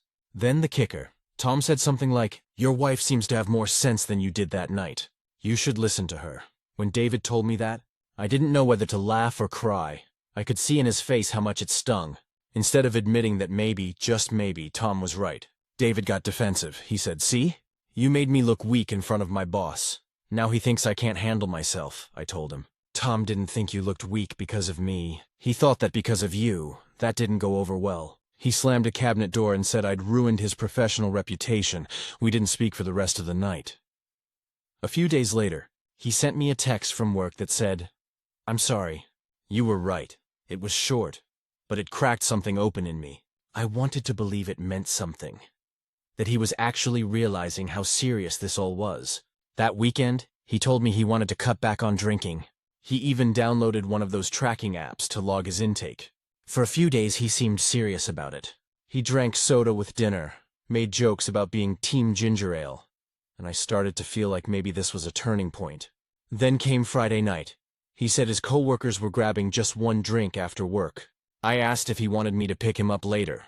He said no, he'd Uber. At 10:30, I texted to check in. No response. At midnight, still nothing. At 1:15 a.m., I heard his key in the door. He stumbled in, reeking of alcohol. I didn't say anything at first. I just looked at him. He looked back at me, glassy-eyed, and said, "Don't start." "Start what?" I said quietly. "The lecture," he slurred. "Just let me go to bed, okay?" And that was it. He went upstairs, tripped once on the last step, and collapsed into bed. I sat in the kitchen until 3 a.m., staring at the empty glass he'd left on the counter, wondering how I'd become someone who keeps hoping for the same miracle that never comes. The next morning, he acted like nothing happened, made coffee. Asked if I wanted eggs. I said, "Do you even remember last night?" He blinked at me. Of course, he didn't. I could tell by his face. That was the morning I decided to call Linda. She and I had exchanged numbers that night at the dinner, and she'd sent me a "nice meeting you" text afterward. I didn't want to overstep, but I also needed to know if what I saw that night was as bad as I thought. Linda didn't hesitate. She said gently, "I was actually worried about him. He looked like he was getting carried away. You did the right thing saying something." Then she said something that hit me like a brick. "Tom's been through that before, with his brother. That's why he didn't make a scene. But he definitely noticed." I thanked her for being honest. When I hung up, I sat on the floor of the kitchen and just cried. Because it wasn't just me anymore. Other people saw it too. It wasn't all in my head. A few days later, David got home from work in one of his quiet moods. I could tell something was off. I asked what was wrong, and he said Tom had moved him off the lead for the next big project. He told me it's just temporary, that I've been under stress, but I know it's because of that night. He looked at me then, eyes full of resentment. "You happy now?" That broke something in me. I said, "No, David, I'm not happy. None of this makes me happy. But I can't keep living like this, waiting for you to ruin another night, another job, another promise." He didn't respond. He just walked into the living room, turned on the TV, and opened a beer. That was 2 weeks ago. Since then, I've been staying with my sister Hannah a few nights a week. She lives about 20 minutes away, and she's been telling me for years that this pattern wasn't sustainable. It's weird how clear things look once you step outside of them. I haven't made any big decisions yet. No divorce papers, no separation announcement. But something inside me shifted. I'm not angry anymore. I'm just done. The truth is, that night at the restaurant wasn't about humiliation. It was about clarity. Watching him dig his own grave in front of his boss, and then blame me for handing him the shovel, was the moment I realized I can't protect him from himself anymore. He's still in the house right now, sitting downstairs watching sports, drinking the same beer he said he'd give up. I'm upstairs, packing a small suitcase. Just clothes and toiletries for now. I told him I was going to Hannah's for the weekend. He didn't even look up from the TV, just said, "Okay." Maybe he thinks I'll come back like I always do. But I don't think I will this time, because love shouldn't feel like holding your breath, waiting to see which version of your husband walks through the door. It should feel safe. And right now, the only place that feels safe is anywhere else. Final update. I finally stopped waiting for things to go back to normal. It's been 6 months since I last posted, and I honestly didn't think I'd ever write an update. I thought I'd quietly move on, figure my life out, and let that chapter fade. But a few people who messaged me back then reminded me that stories like mine don't just end when someone walks out the door. They evolve. So here I am, when I left that weekend to stay with my sister Hannah. I told myself it was temporary. I packed just enough for a few days. Jeans, a few shirts, my laptop, a book I never read. I kept telling myself I'd go home after David had time to cool off. I think part of me still believed we could fix it. He didn't call that first weekend, or the next, after 10 days. I texted him asking if we could talk. He responded with, "What's there to talk about?" That was it, 4 words. I remember sitting on Hannah's couch, staring at my phone, waiting for more. But nothing came. No apology, no curiosity, not even anger, just indifference, and somehow that hurt worse than the fights ever did. A week later, Hannah helped me go back to the house while David was at work. We packed up most of my things. My heart broke a little with every drawer I emptied. You never realize how much of your life you fold around someone until you start taking yourself out of it. There was one moment that gutted me completely. Finding the framed photo from our wedding on the bedroom shelf.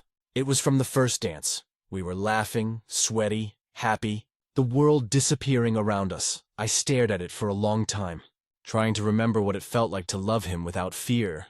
I ended up leaving the photo behind, not out of spite, but because I wanted him to remember what we lost. When David got home that night and saw the half-empty closet, he texted me. "So, that's it then?" I said, "Yeah, that's it." He didn't reply. A month later, he emailed me about splitting the bills, the car, the mortgage. It was all very transactional, cold. I think that was the moment I knew our marriage wasn't a living thing anymore. It was just paperwork. We filed for divorce in April. No lawyers fighting, no dramatic court scenes. Just signatures and silence. I found out through a mutual friend that David's drinking got worse before it got better. Apparently, he showed up late to work a few times, and Tom finally told him to take a leave of absence. That same friend said he's been going to meetings now. Real, actual recovery meetings. He's living in the house still, but his mom comes by a lot. Part of me hopes it sticks. I don't hate him. I don't even resent him anymore. I just don't want to be part of that story anymore. As for me, I moved into a small apartment downtown. It's nothing fancy, but it's mine. I bought a mismatched set of dishes from Goodwill, a thrifted couch that squeaks when you sit on it, and the softest yellow blanket I could find. For the first time in years, I feel at peace in my own space. Hannah and I have gotten closer. She told me she's proud of me. Not just for leaving, but for finally choosing myself. I've been seeing a therapist named Rachel, who's helping me unlearn the guilt I carried. I didn't realize how much of my identity had been wrapped up in being the caretaker I was always trying to fix. Soften, manage, now I'm learning to just be. And something funny happened about 2 months ago. I ran into Linda at a coffee shop. I hadn't seen her since that night at the restaurant. She recognized me immediately, gave me this warm hug and said, "You look lighter." We sat down and talked for a while. She told me that Tom ended up promoting someone else to David's old role, and that the company still talks about that dinner occasionally, but not in a cruel way, more like a cautionary tale, she said. Everyone knew you were trying to help him. For the first time, I didn't feel embarrassed about that night. I felt relieved, like someone had rewritten the ending of a story I'd been punishing myself for. These days, I spend my evenings walking along the river trail near my apartment. I listen to music, sometimes a podcast, sometimes just the sound of my own footsteps. I've started cooking again, not out of obligation, but because I actually enjoy it. I even joined a pottery class on Thursdays. There's this guy there, Mark, who's quiet and kind, and somehow always ends up sitting next to me. He's divorced too. We talk about books, movies, nothing heavy. I'm not rushing anything. For the first time in a long time, I'm okay being alone. A few weeks ago, David texted me for the first time since the divorce papers went through. He said, "I'm sorry for everything. I'm getting help." I didn't know how to respond. I just sent back, "I'm glad you're doing better." And I meant it, because I don't wish him misery. I just don't want to go back to drowning with him. Sometimes I still dream about that dinner. The one where this all started. But now, instead of replaying my embarrassment, I see it differently. That night wasn't the beginning of our end. It was the moment I finally saw the truth clearly. You can love someone deeply and still know they're not meant to walk beside you anymore. And when you finally stop waiting for things to go back to normal, you make space for something better. Even if that something is just peace. So yeah, that's the end of my story. Not the fairy tale I thought I'd get when I said I do. But maybe something truer, something honest, something that finally feels like me. Stories. Number 6. My ex started sleeping with a parent from our daughter's class, and I can't stop thinking about how ridiculous it is. I'm still trying to figure out if I'm angry, disgusted, or just plain embarrassed. Probably all three. My ex-husband Ryan and I divorced 2 years ago. We have a 7-year-old daughter named Chloe. The divorce wasn't explosive, more like a slow unraveling that ended in exhausted silence. We'd been together since college, married young, and spent the better part of our 20s growing in opposite directions. He wanted excitement, constant social energy, the next big adventure. I wanted stability, communication, and a partner who didn't treat fatherhood like an optional hobby. When we finally separated, it was civil. We split custody 50-50, and I actually thought we were doing okay as co-parents. We had a system. I handled school communication. He did pickups on Wednesdays. We alternated weekends. We texted only about logistics, never personal stuff. For a while, it was peaceful. Then this happened, last week. Chloe came home from her dad's weekend and casually mentioned that they went to a pool party at her friend Mia's house. I didn't think much of it. She's at that age where birthday parties and pool parties seem to happen every other weekend. But then she said, "Daddy stayed late with Mia's mom after everyone left," I asked, as neutrally as I could. "Oh, did you stay too?" She said, "No. Daddy said I could watch a movie in Mia's room." They were talking in the kitchen for a long time. It was a weird comment, but kids say weird stuff all the time. I tried to shrug it off. Fast forward to Tuesday. I was dropping Chloe off at school, walking her to her class like I usually do, when I saw Mia's mom, Kelly, standing by the door chatting with one of the other parents. She waved when she saw me. I waved back. Then Ryan walked up behind me to give Chloe a quick hug goodbye before heading to work. He looked awkward, and that's when Kelly's face did that half-smile, half-blush thing people do when they're trying to act normal but aren't. Something clicked in my stomach that made me want to throw up. I didn't say anything right then, not at school, obviously, but later that night I texted Ryan, "Hey, is there something going on between you and Kelly from Chloe's class?" It took him 10 minutes to respond, which told me everything before the words even came in. He finally replied, "I didn't think it was your business, but yeah. We've been seeing each other." No apology. No acknowledgement of how weird that is, just that I called him. I asked if he was serious, if he was actually dating a mom from our daughter's class. He said, "We didn't plan it, it just kind of happened, right?" Because nothing says, "it just happened." Like a grown man who's been divorced for 2 years deciding to hook up with a parent who will now be at every single school event, birthday and field trip for the next 5 years. I told him it was inappropriate, that it was going to make things uncomfortable for Chloe. And frankly, for me too, we share the same damn social circle at this point. He said, "We're both adults, and we're allowed to have relationships." Sure, he's technically right, but it's not just any relationship. It's one that's intertwined with our daughter's daily life. I told him, "You could have dated literally anyone else in this entire city, and you picked a parent from her class." He said, "You're overreacting. Chloe's fine with it." Of course she's fine with it. She's 7. She thinks it's great when her worlds overlap, but she has no idea what happens when those worlds collide. Over the next few days, the awkwardness at school pickup was unbearable. Kelly started acting extra friendly toward me, smiling too much, asking how my weekend was, complimenting my sweater. It's that overcompensation people do when they're trying to pretend something isn't weird. And I wanted to be the bigger person. I really did. I wanted to ignore it, focus on Chloe, and not spiral into pettiness. But then Friday came around. There was a family game night at the school gym. One of those cheesy events with pizza, crafts, and music. I went with Chloe, planning to stay for maybe an hour. Guess who showed up together, hand in hand? Yep, Ryan and Kelly. I froze when I saw them. Chloe was busy running around with her friends, thankfully. But I felt this hot wave of humiliation rush up my neck. Every parent there knows we're divorced. Everyone knows Chloe's last name, Ryan's last name, my last name, and now there's my ex. Strolling in with another mom from our kids' class like it's the world's smallest dating pool. I stood there, plastering a neutral smile on my face while the other parents did that thing. The polite glances that linger a half-second too long. At one point, Kelly came over to me and said, "Hey, hope this isn't too awkward, I swear." I had to physically stop my jaw from dropping. I said, "Why would it be awkward?" She laughed, like we were co-conspirators. "You know, this situation," I said. "Kelly, you're dating my ex-husband. It's okay if we call it awkward." Her smile faltered for half a second. Then she said, "Well, I really like him. He's been great with Mia. And Chloe seems totally fine." I wanted to scream. Instead, I just nodded and walked away. That night, after Chloe went to bed, I sat on my couch staring at the ceiling, feeling like the biggest idiot in the world for caring so much. I mean, I don't want Ryan back. That ship sailed long ago. But I can't shake the feeling that what he's doing is deeply inconsiderate. Not just to me, but to Chloe. What happens if they break up?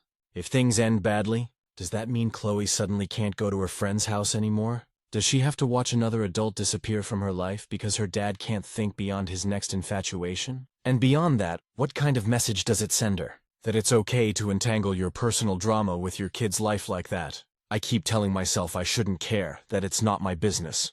But I do care. Because at the end of the day, this will affect Chloe, whether he wants to admit it or not. This weekend, when I dropped Chloe off at his place, Kelly's car was in the driveway. Chloe ran inside, excited to show her dad a drawing she made.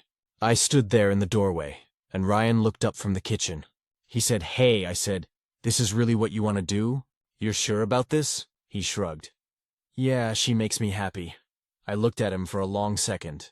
The man I used to love. The man I shared 10 years, one house, and one child with, and I realized I didn't recognize him anymore, so I said, "Then I hope she makes you happy enough to be worth all the complications." He didn't respond, just looked down and muttered something about picking Chloe up from school next week. I walked back to my car, sat there, and finally cried. Not because I wanted him back, but because I felt like the last piece of my old life, the little shred of dignity I'd managed to keep, just got stomped on by his impulsiveness. The next day, I ran into one of the other moms, Heather, at the grocery store. She gave me this sympathetic smile and said, "I heard about Ryan and Kelly, that's..." "Wow," I laughed, "because what else can you do?" I said, "Yeah, wow," she said, "you're handling it better than I would." But I'm not. Not really. I'm angry, and tired, and done pretending it's fine. I keep replaying that night at the school. The looks, the whispers, the smug way Kelly said, "I really like him." Like she discovered some rare treasure instead of a man who couldn't even stick to a marriage for more than a decade. I know it sounds bitter. I know it's not my job to police who he dates. But there's a line between moving on and being completely tone-deaf to how your actions ripple through the life of your kid and your co-parent.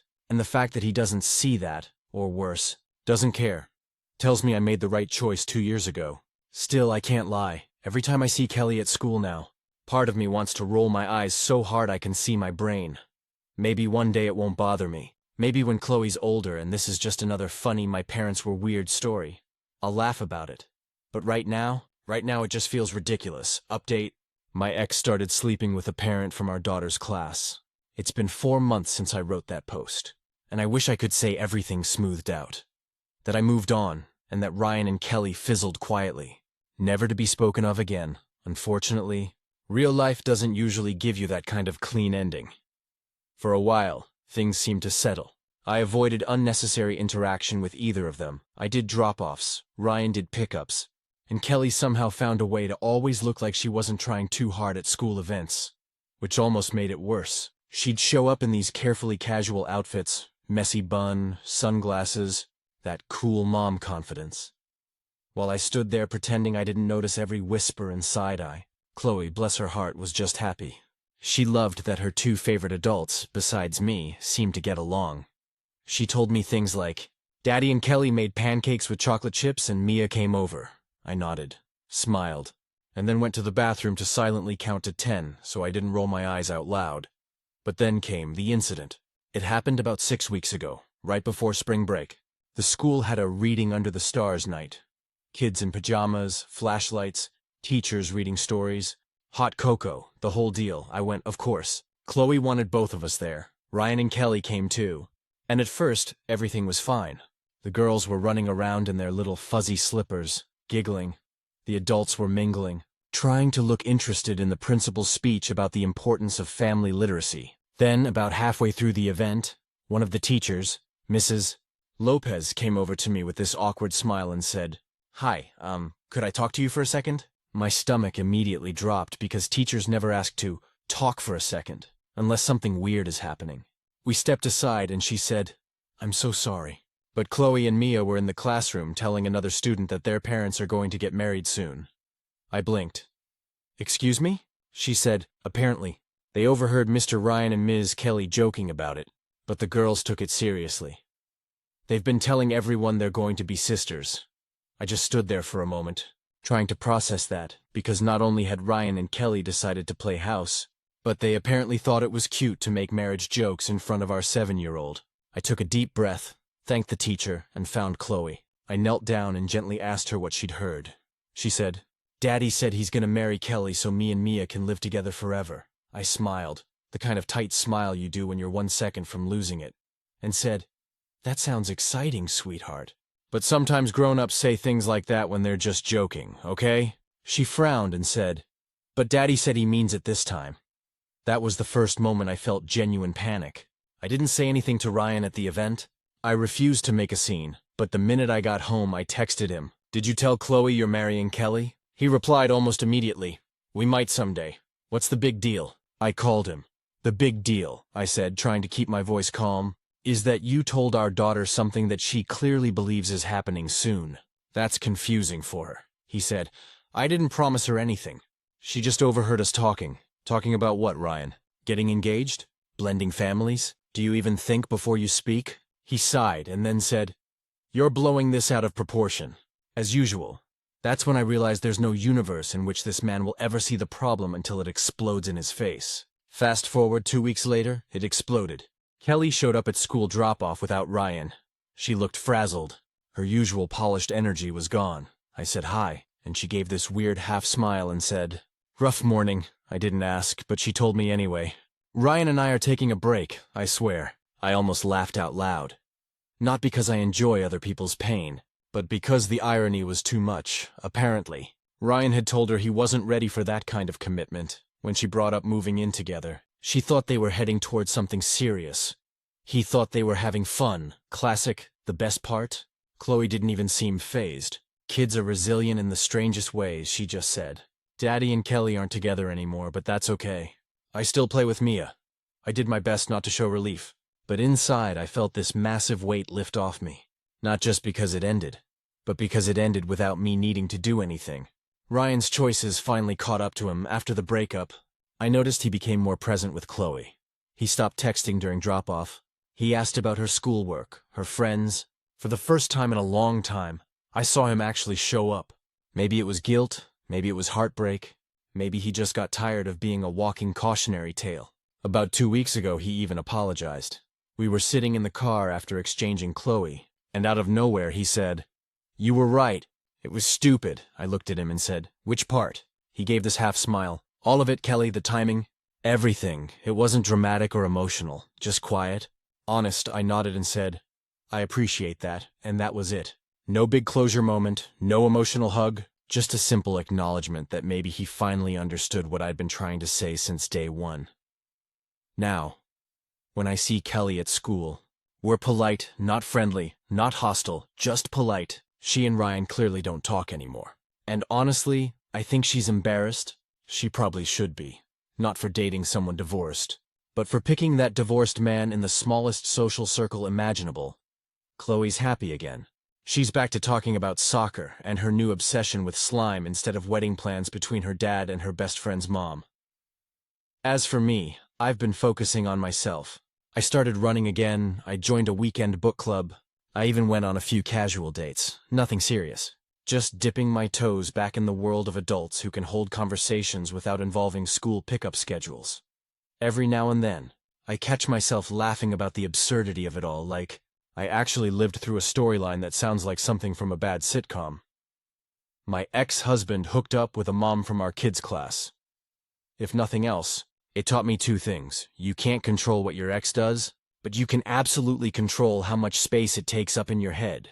Karma sometimes just needs a little patience, so yeah. Ryan and Kelly didn't end up being some magical blended family. They were just another reminder of why I'm better off building my peace without him in the middle of it. And for the first time in a long time, I can honestly say I'm okay. 1 year later, spring came early that year. The mornings smelled like damp grass and coffee, and the world finally felt like it was moving forward again. Heather stood outside the elementary school, waiting for Chloe, who was now 8, and suddenly seemed to have grown inches overnight. She was louder, sillier, more confident, the kind of happy that radiates without even trying. Heather took that as proof that she'd done at least one thing right this past year. Ryan had mellowed. He wasn't the man who picked stupid fights over text messages anymore. They'd finally reached the strange, functional middle ground that divorced parents sometimes stumble into. Not friends. Not enemies. Just two people orbiting the same small world of school projects, dentist appointments, and soccer practices. He was seeing someone new, a woman named Laura, an ER nurse who, by all accounts, was kind, smart, and refreshingly uninterested in the social soap opera of PTA circles. Heather had met her once, briefly, at a parent-teacher night. Laura had extended her hand, smiled warmly, and said, "I've heard so much about you." In good ways. Don't worry, Heather had actually believed her. Kelly, on the other hand, had transferred Mia to a different school last summer. Heather didn't know if it was embarrassment or a fresh start, but she didn't blame her. Sometimes you just have to burn the bridge and walk away. Word around town was that Kelly had started seeing someone new too, a single dad from another district, and seemed happy. Heather felt something close to relief knowing that, not vindication, just peace. The messy overlap between their lives had finally dissolved into the past, where it belonged. One weekend in March, Heather and Ryan both attended Chloe's soccer game. It was early morning, the field covered in dew. Parents huddled under blankets with coffee cups. Chloe played goalie and spent half the game dancing between saves. When she blocked the final shot, her teammates rushed her screaming. Ryan let out a loud cheer, arms up like she'd just scored the winning goal at the World Cup. Heather laughed, really laughed. And for the first time, the sound didn't feel heavy or forced. After the game, Chloe ran toward them, still in her oversized jersey. Mud streaked across her knees. "Did you see me?" she yelled. Ryan grinned. "You were unstoppable." "Kiddo," Heather knelt down, pulling her into a hug. "You were amazing." Then, surprisingly, Ryan said, "We should take her out for breakfast. Celebrate." Heather hesitated, then shrugged. Why not? The three of them ended up at a diner that smelled like syrup and burnt coffee. Chloe devoured chocolate chip pancakes while telling them every detail of the game when she wasn't looking. Ryan glanced at Heather and said quietly, "Thanks for putting up with me back then." Heather smiled. "You've come a long way. So have you," he said. There was no hidden meaning, no spark of rekindled romance, just mutual respect. It was enough. Later that spring, Heather started seeing someone of her own. A quiet guy named Mark who taught history at the local high school. He had a dry sense of humor and listened when she talked.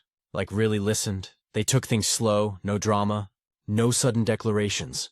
Just two adults figuring it out without pretending they had all the answers. Sometimes when Chloe was asleep and the house was still, Heather would think about how messy everything had been, how much it hurt, how unfair it felt, and then she'd realize that maybe all of that chaos was the price of growth, Ryan's mistakes, Kelly's choices, her own anger. They'd all been ingredients in the recipe that built this quieter, sturdier version of her life. Now when she saw Ryan and Laura at school events, she could smile genuinely when she thought of Kelly and Mia. She hoped they were doing well. When she looked at Chloe, bright, confident, endlessly curious, she knew that somehow, despite everything, they'd all managed to give her a stable, loving world, and that was the real ending. Not the dramatic kind, not the cinematic kind, just the kind where everyone grows up a little, forgives what they can, and lets the rest fade into memory. Stories number 7. My friends think I finally got my life together. But I've just gotten better at hiding my addiction.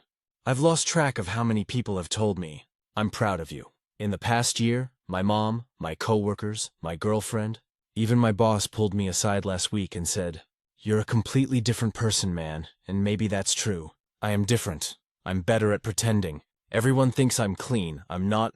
I just got smarter at hiding it. For context, I'm 29 now. I live in Chicago, work in marketing, and on paper, I look like I have my life together. A nice apartment, steady job, decent savings, a girlfriend who's way too good for me. But none of it feels real because the entire thing is built on a lie. It started with painkillers. Cliché, I know. Back when I was 22, I tore my ACL playing basketball with some friends. The surgery went fine, but the recovery was hell. My doctor prescribed oxycodone, and it worked. Too well. It didn't just take away the pain, it numbed everything. The anxiety, the noise, the endless spiral of feeling like I wasn't enough. When the pills ran out, I told myself it was temporary. I'd stop once I could walk again. But every time life got a little too sharp, I found myself chasing that soft, fuzzy silence the pills gave me. The problem with addiction is that it doesn't announce itself. It sneaks in quietly. I didn't even realize I had a problem until it was already controlling me. By the time I was 24, I was doctor shopping, faking back pain, and buying extras from guys I met at the gym. Then came the intervention. My mom, my sister, my best friend Mark. They all sat me down one night. I'll never forget my mom's face. She wasn't angry, she just looked broken. That kind of silent heartbreak is worse than any yelling, so I went to rehab for 60 days. I did everything they told me to. I journaled, meditated, shared my truths, and swore I'd never touch the stuff again. I came out feeling hopeful. I even got a little chip from the program that said 90 days clean.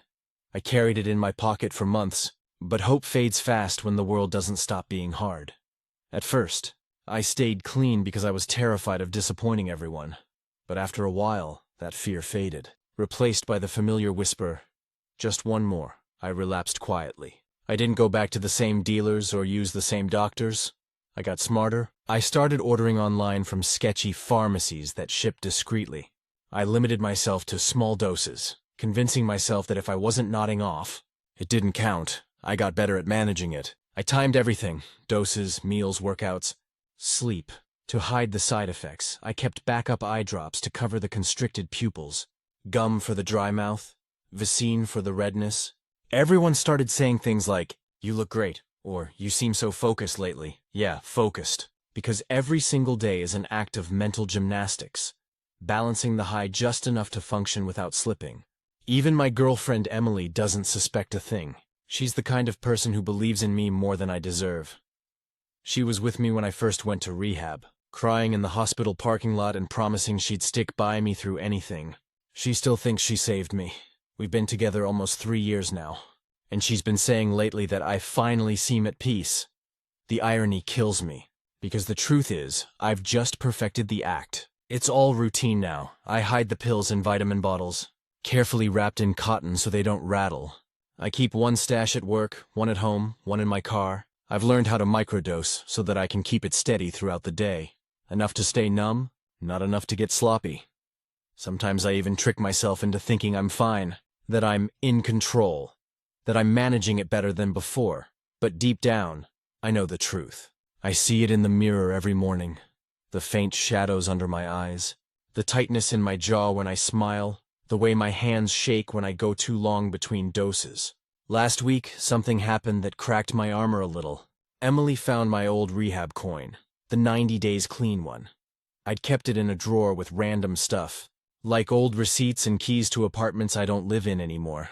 She found it while cleaning and brought it to me. Smiling, she said, "You should carry this again. It's a reminder of how strong you are." She handed it to me so gently. Like it was sacred, I felt sick. That night, I went into the bathroom, shut the door, and stared at myself in the mirror for what felt like an hour. I thought about flushing the pills, about finally coming clean, but I couldn't do it. I wasn't ready to face the wreckage that would follow. The disappointment, the disbelief, the way everyone's eyes would shift from pride to pity. So instead, I popped another one and watched the panic fade into fog. That's the thing about addiction. It's not just the drugs that hook you. It's the illusion of control. The idea that as long as you're functioning, as long as people still smile when they see you, you're not that bad. But lately, I've been noticing cracks in the illusion. I lost track of a work deadline last month because I took one too many during a stressful week. My boss brushed it off as burnout, but I know it wasn't that. I've been waking up drenched in sweat, my heart pounding like I ran a marathon in my sleep. Sometimes when Emily hugs me, I feel this rush of guilt so heavy it almost knocks me over. I wonder if she'd still love me if she knew the truth. that every good day she celebrates is built on a chemical lie. And I think about my mom, the way she hugged me when I got out of rehab, whispering, "I've got my son back." No, Mom.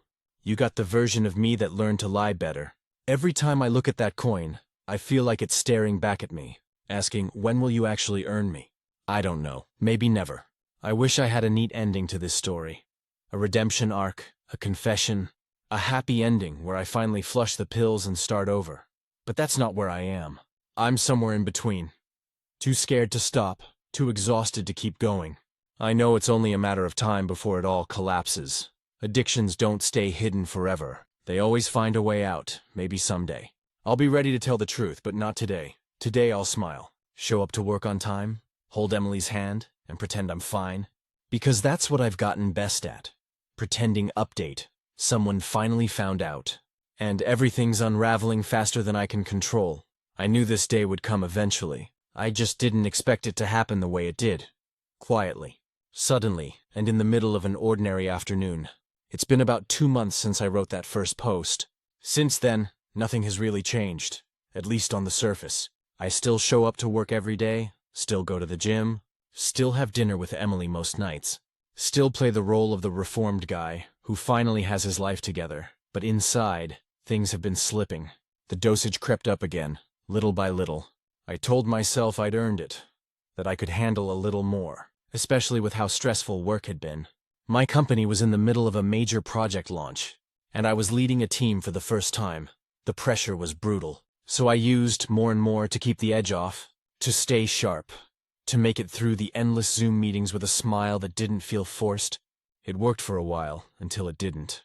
The unraveling started on a Thursday. I remember it vividly because it was supposed to be such a normal day. I woke up, got dressed, took my morning dose, kissed Emily goodbye, and drove to work. I had a presentation that morning, and I was anxious. I took another pill before going in, just to take the edge off. Halfway through the presentation, I felt the room start to tilt. My vision got fuzzy around the edges. My voice sounded far away, like it was coming from someone else. I managed to get through the slides, but afterward, my boss, Tom, pulled me aside and asked if I was okay. "You look pale, man. You need some air?" he said. I mumbled something about skipping breakfast and walked out to my car. I sat there for nearly an hour, trying to steady myself, heart racing, fingers numb. I told myself I'd go home early. Rest, detox a bit, get back on track. But when I got home, Emily was there. She'd left work early because she wasn't feeling well. I tried to play it cool, act normal, but I must have looked awful. She asked what was wrong, and I told her I was just tired, maybe coming down with something. She didn't buy it. Later that night, while I was in the shower, she went looking for cold medicine in the bathroom cabinet, and found my stash. I didn't even know she had until I stepped out of the shower and saw her standing in the doorway, holding the bottle. Her face was blank at first, not angry, not crying, just empty. "Are you using again?" she asked quietly. My stomach dropped. I froze. I wanted to lie, to spin some excuse. But something in her tone made that impossible. She held up the bottle. "These aren't vitamins." "Alex, what are you doing?"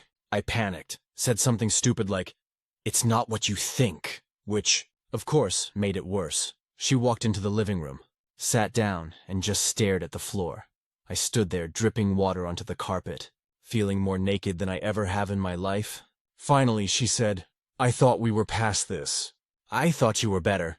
Her voice broke on the word better. That shattered me, because she wasn't yelling. She wasn't throwing anything. She was heartbroken. Quiet heartbreak hurts more than rage. I sat down across from her, still in a towel, and tried to explain. Tried to tell her that it wasn't like before, that I had it under control, that it wasn't that bad. But the more I talked, the more I realized how pathetic I sounded.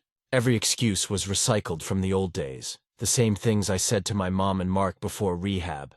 Emily finally looked up at me and said, "Do you even hear yourself right now?" That shut me up. She asked how long it had been going on. I told her the truth. Since about a year after rehab. She didn't say anything, just nodded.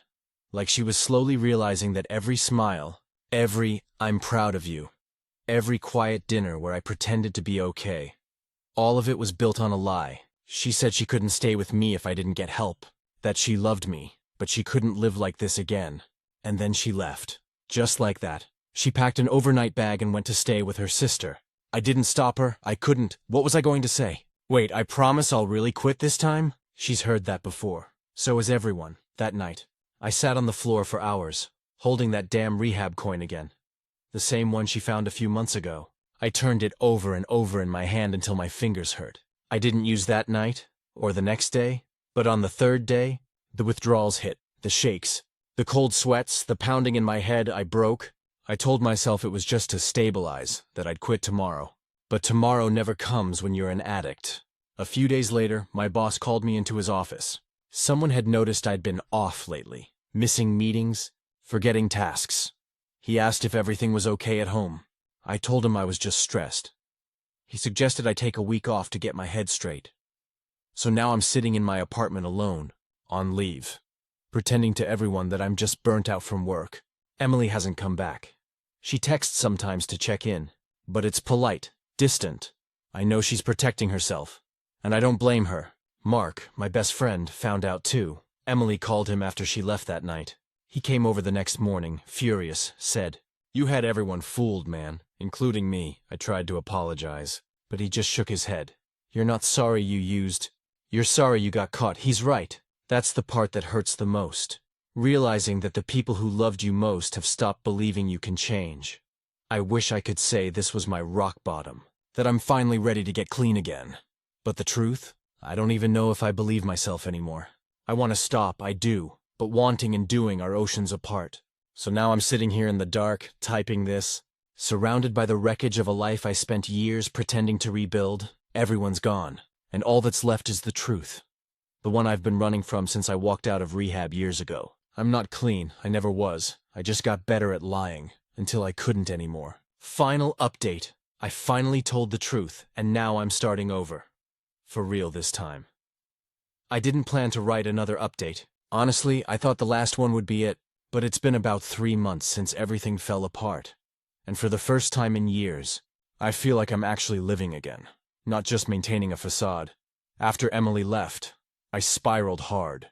I won't sugarcoat it, I relapsed completely. There were a few weeks that I barely remember. Just flashes, my apartment a mess, missed calls, cold sweats, I didn't eat. I didn't show up for work eventually. HR called to tell me they were terminating my position due to unresponsiveness. I didn't argue. I barely had the energy to care. The breaking point came one night when I woke up on the bathroom floor. I must have passed out there. Because the tile was freezing, my jaw ached, and there was blood on my lip. I looked in the mirror and didn't recognize myself. Hollow cheeks, dark circles, a stranger's eyes staring back. That's when something in me cracked, not snapped. Cracked open. I called my mom. It was 3:42 a.m. I expected her to be angry, to hang up, but she just said, "Where are you?" 20 minutes later, she was at my door. No lecture, no judgment, just quiet. She helped me pack a bag and drove me home. I don't even remember most of the ride. Just her hand reaching over to squeeze mine every so often. Like she was reminding me I was still here. The next morning, she helped me check into a rehab center again. This time, I didn't fight it. I didn't make excuses or bargain about the length of the stay. I signed the papers. I stayed for 60 days. 60 long, miserable, necessary days. Detox was hell. The first week, I thought I might actually die. My body screamed for it. I shook so hard they had to sedate me some nights. The counselors called it the storm before the calm. I didn't believe there'd ever be calm. But somewhere around week 3, I started waking up without that immediate, gnawing need.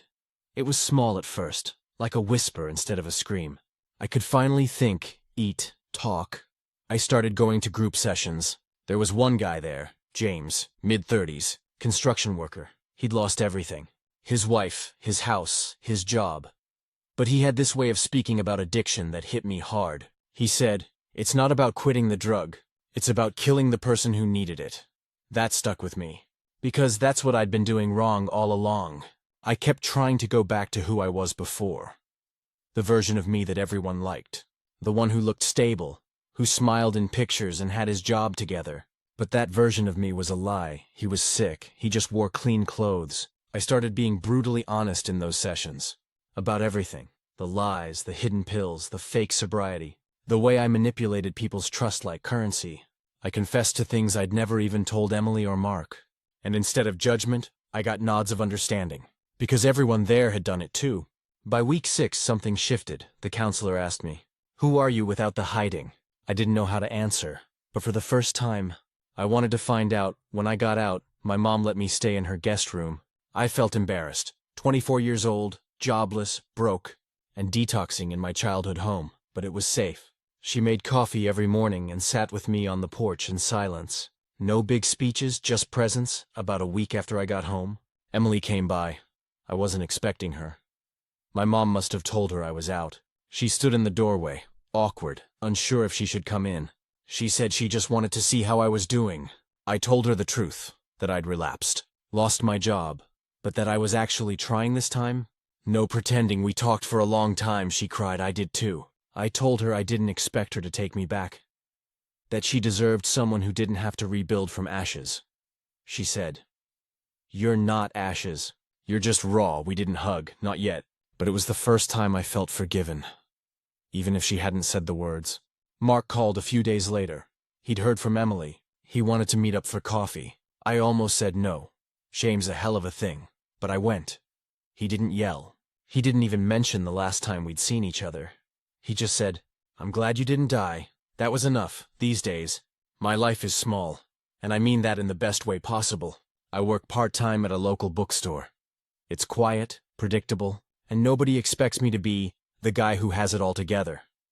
I go to therapy twice a week and attend NA meetings every Friday. The cravings still come. They sneak up on me when I'm tired or lonely. But instead of pretending they don't exist, I acknowledge them. I text my sponsor. I walk, I breathe. Last week I hit 90 days clean. My counselor gave me a new coin.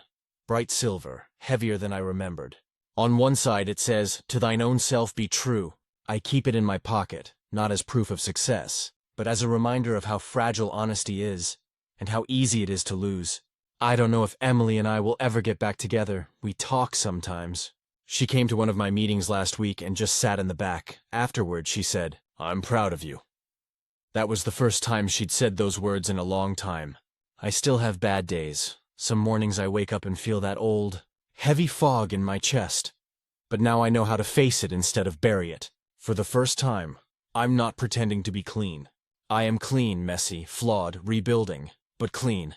If you're reading this and you've been where I am, or you're still there, hiding, performing, convincing everyone you're fine, I get it. The lie feels safer than the truth, but it's a slow death. The truth hurts at first. It burns, but then it starts to heal. I don't know what's next for me. Maybe I'll go back to school. Maybe I'll stay at the bookstore. Maybe I'll just keep stacking quiet, sober days one on top of the other. All I know is this: I stopped hiding. And that's the first real thing I've done in years. Stories number 8. My boyfriend has been lying about having a job for almost a year, and I just found out in the worst possible way. I honestly don't even know where to start with this because I still feel like I'm in a daze. It's one of those situations that sounds absurd when you say it out loud, like something that would happen to someone else. Not you, but it's my life. And right now I'm trying to figure out what's real and what's just been an elaborate performance. I'm 27, and my boyfriend Jason is 29. We've been together for about 3 years. We met through mutual friends in Chicago, and in the beginning, he was charming in that quiet, dependable way that made me feel safe. He worked in IT for a mid-sized logistics company, and I'm a nurse. He was always talking about career goals, future plans, maybe even starting our own little life together outside the city. We moved in together a year and a half ago. For the longest time, I thought things were fine, normal. We'd go to dinner on weekends, watch Netflix during the week, talk about bills, chores, and maybe taking a trip this summer if we could both get the time off. He'd leave for work every morning around 8:30, coffee in hand, laptop bag slung over his shoulder. He'd come home around 5 or 6, exhausted, sometimes annoyed about his boss or a coworker who couldn't code properly. It all sounded believable. Why wouldn't it be? Then, about 2 weeks ago, I started noticing little things that didn't make sense. He always wore the same jacket, no matter the weather. His work phone, which he claimed was issued by the company, never rang. When I asked about it, he said they used internal messaging apps mostly, and he muted notifications to keep his sanity. Still, something felt off. Then, last week, I decided to surprise him for lunch. I'd finished a morning shift early and thought it'd be nice to drop by his office with sandwiches. I texted him asking if he was at work, and he said he was in the zone. working on a system update, so I figured I'd just swing by quietly. The building he supposedly worked at was in River North. I'd been there once before when he first got the job, to drop him off on a rainy day. But when I got there this time, something didn't add up. The name of his company wasn't on the building directory anymore. I double-checked my phone, thinking maybe I had the wrong address. Nope, same place. So I went inside and asked the receptionist if Northway Systems, his supposed employer, still had an office there. She looked at me and said, "Oh, they moved out last summer." My stomach dropped. I thanked her and walked out, feeling like I'd just swallowed ice. I called him right away. He didn't pick up. I texted him, "Hey, where are you?" No reply. About an hour later, he called me back, sounding casual, almost cheerful. "Sorry, babe, crazy morning. What's up?" I asked him, "How's work going?" He said, "Busy, why?" That's when I said, "Because I just went to your office, and it doesn't exist anymore." There was this long silence. I could hear his breath change. That kind of quiet panic that only happens when someone knows they're caught. He didn't even try to deny it. After a few seconds, he said, "Okay, I can explain." I drove home immediately. When I walked in, he was sitting on the couch, laptop open. Except the screen wasn't full of code or spreadsheets. It was an online poker site. He looked up at me with the most defeated expression I've ever seen. He told me he'd been laid off almost a year ago at first. He thought it would just be temporary, that he'd find another IT job in a few weeks. So he didn't tell me. But then a few weeks became months, and he got deeper into the lie. Every morning he'd get dressed, leave the apartment, and sit in the library, a coffee shop, or the park. Anywhere that made it look like he was at work. He said he didn't want me to see him as a failure. I didn't say anything for a long time. I just stared at him while he kept talking, about how he was embarrassed, how I was doing so well in my career, how he didn't want to burden me with his job search.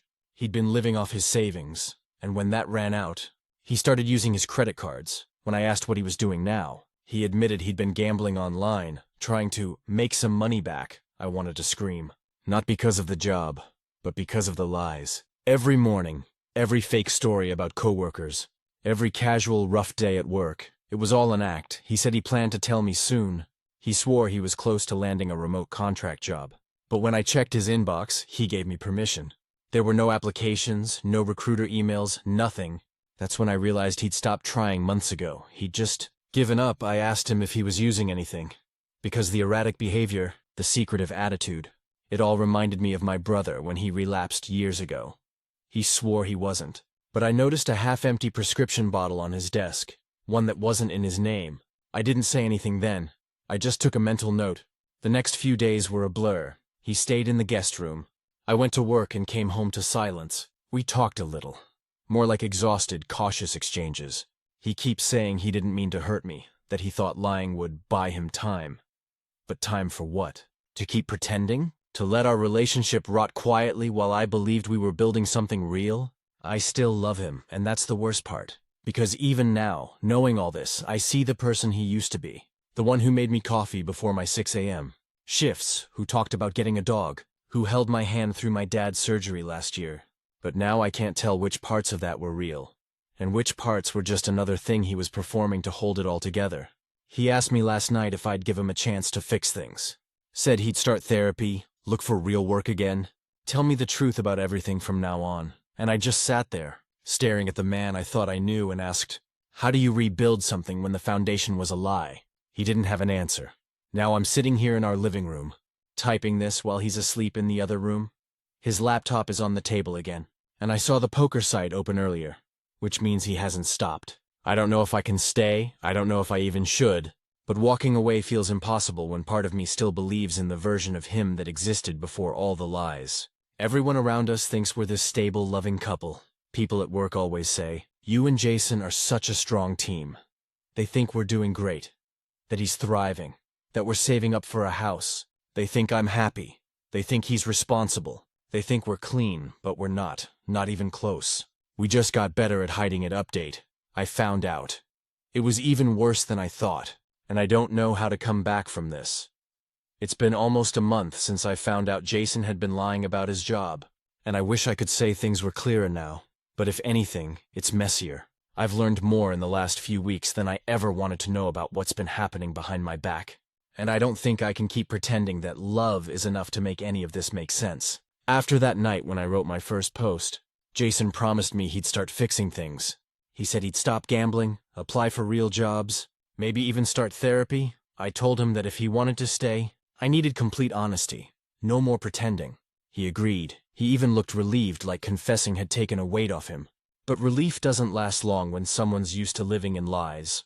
For a week or so, things seemed okay. He actually got up early, made coffee, and sat down at the table with his laptop like he was applying for jobs.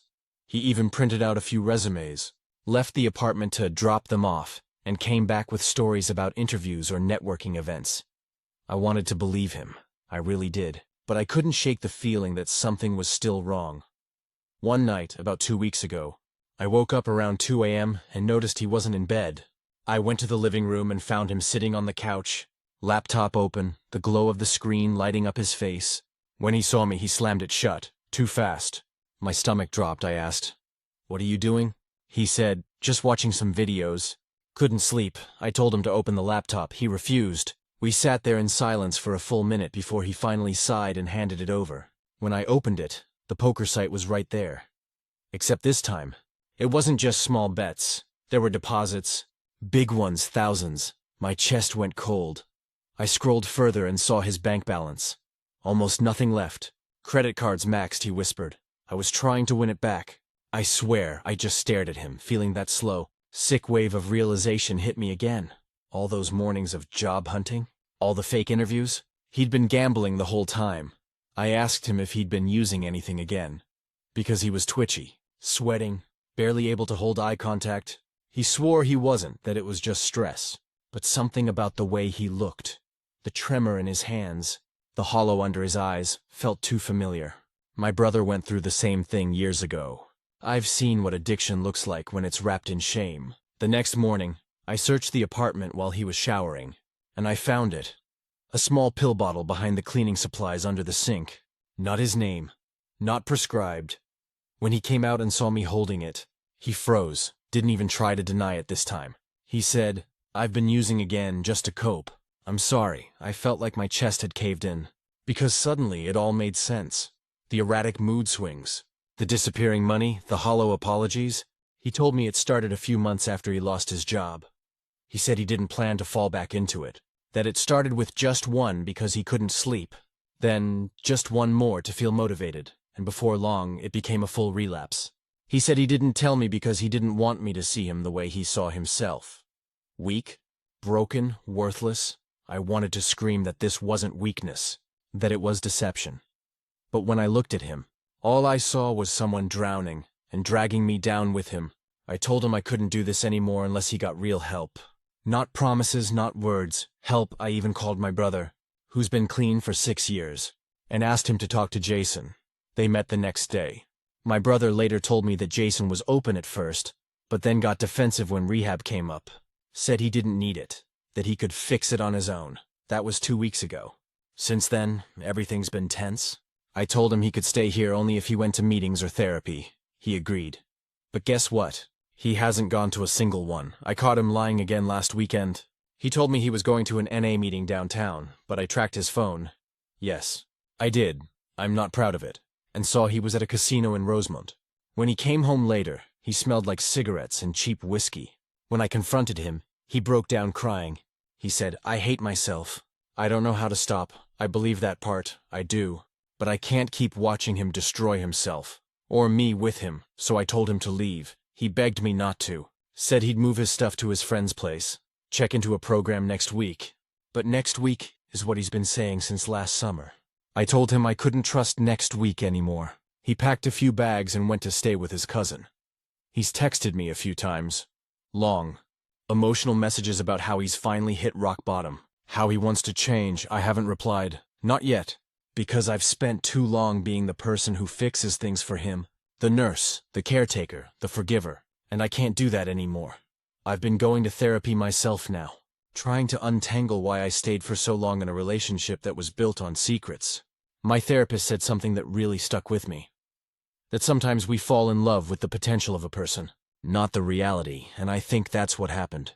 I fell in love with the version of Jason I believed he could be. The truth is, He hasn't existed for a long time. Everyone in our lives still thinks we're just taking space or working things out. They have no idea how deep this goes. The lies, the debt, the relapse, the double life.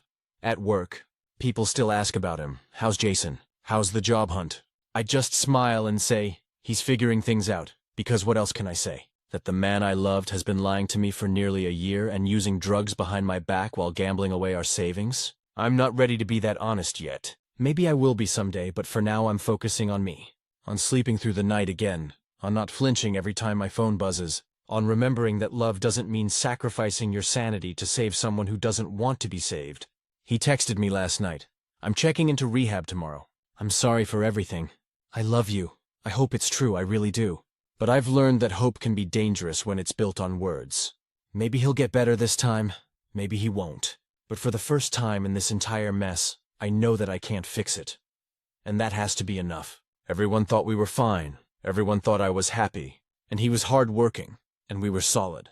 But behind every filtered picture and every polite smile, the truth was rotting, and now that it's out, maybe, just maybe, we both have a shot at starting over. Separately, final update, he finally got help. But I'm the one who had to let go for it to happen. It's been a little over 6 months since everything fell apart. Since I kicked Jason out. Since I stopped trying to fix him. Since I decided I couldn't carry his promises anymore. I didn't plan to post again.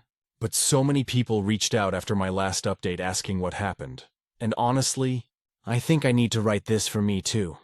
Because this story doesn't end the way I expected it to. It's not some fairy tale of reconciliation or some revenge arc where he got what he deserved.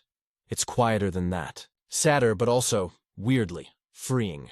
When Jason left that night, I thought it was over. I really did. I didn't block him, but I also didn't respond when he texted that he was checking into rehab. I'd heard it before. I didn't want to get pulled back into another cycle of lies. A week passed. Then 2.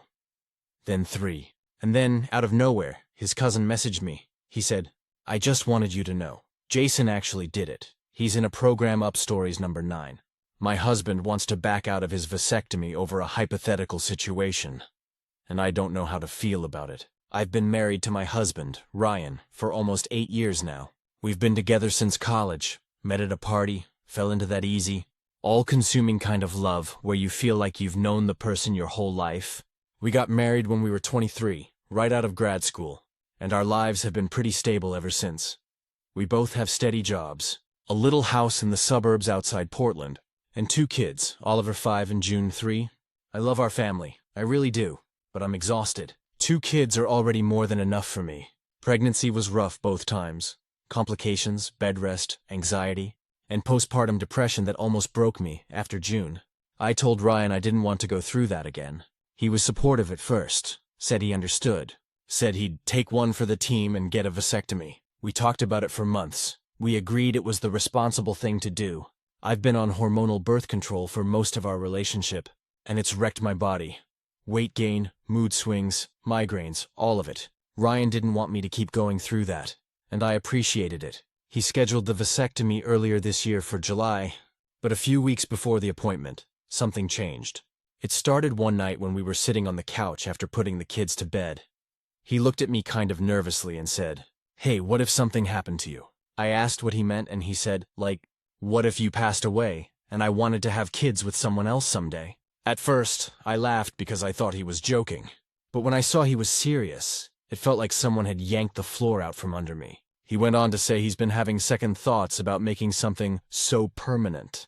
He said he loves me. He's happy with our family, but he doesn't want to close the door forever. I didn't even know how to respond. It felt like he was planning a life without me.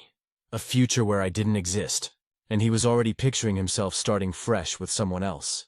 I told him that hurt. And he said I was taking it the wrong way. He said it's not about wanting someone else. It's about what if life happens. For the next week, I couldn't stop thinking about it. Every time he held my hand, I thought, is he already halfway out the door? When I finally brought it up again, he said I was being unfair, that he was just being practical. He said, people die, Liv. It's not wrong to think ahead. But here's the thing. I don't think this is just practicality. I think he's afraid of committing to the finality of being done. And honestly, I get that fear on a human level. We're young, we're only 31. And there's always that voice in the back of your head saying, what if life changes? But that's the thing about commitment. You're supposed to take those chances together, not plan escape routes just in case. We fought about it twice after that. Not screaming, just cold, tense conversations that ended with him saying, I'll think about it. And he did think about it, right up until the week of the appointment, when he canceled it without even telling me. I found out because I saw the email reminder on our shared calendar marked canceled. When I confronted him, he said he'd reschedule eventually. But he didn't want to rush a life-changing decision. The irony is that my body's been through 2 life-changing experiences because of pregnancy, both times with complications. And I never got to reschedule that pain. We're at this weird impasse now. I'm back on birth control because I don't trust pulling out, or timing. But every time I take that little pill, I feel resentful. It's like I'm carrying the consequences of his indecision. I told my friend Megan about it. She's blunt as hell. And she said, he's not scared of the surgery. He's scared of the symbolism. It's not his balls he's worried about. It's his freedom. And maybe she's right. Ryan's always been a great dad and a loving husband.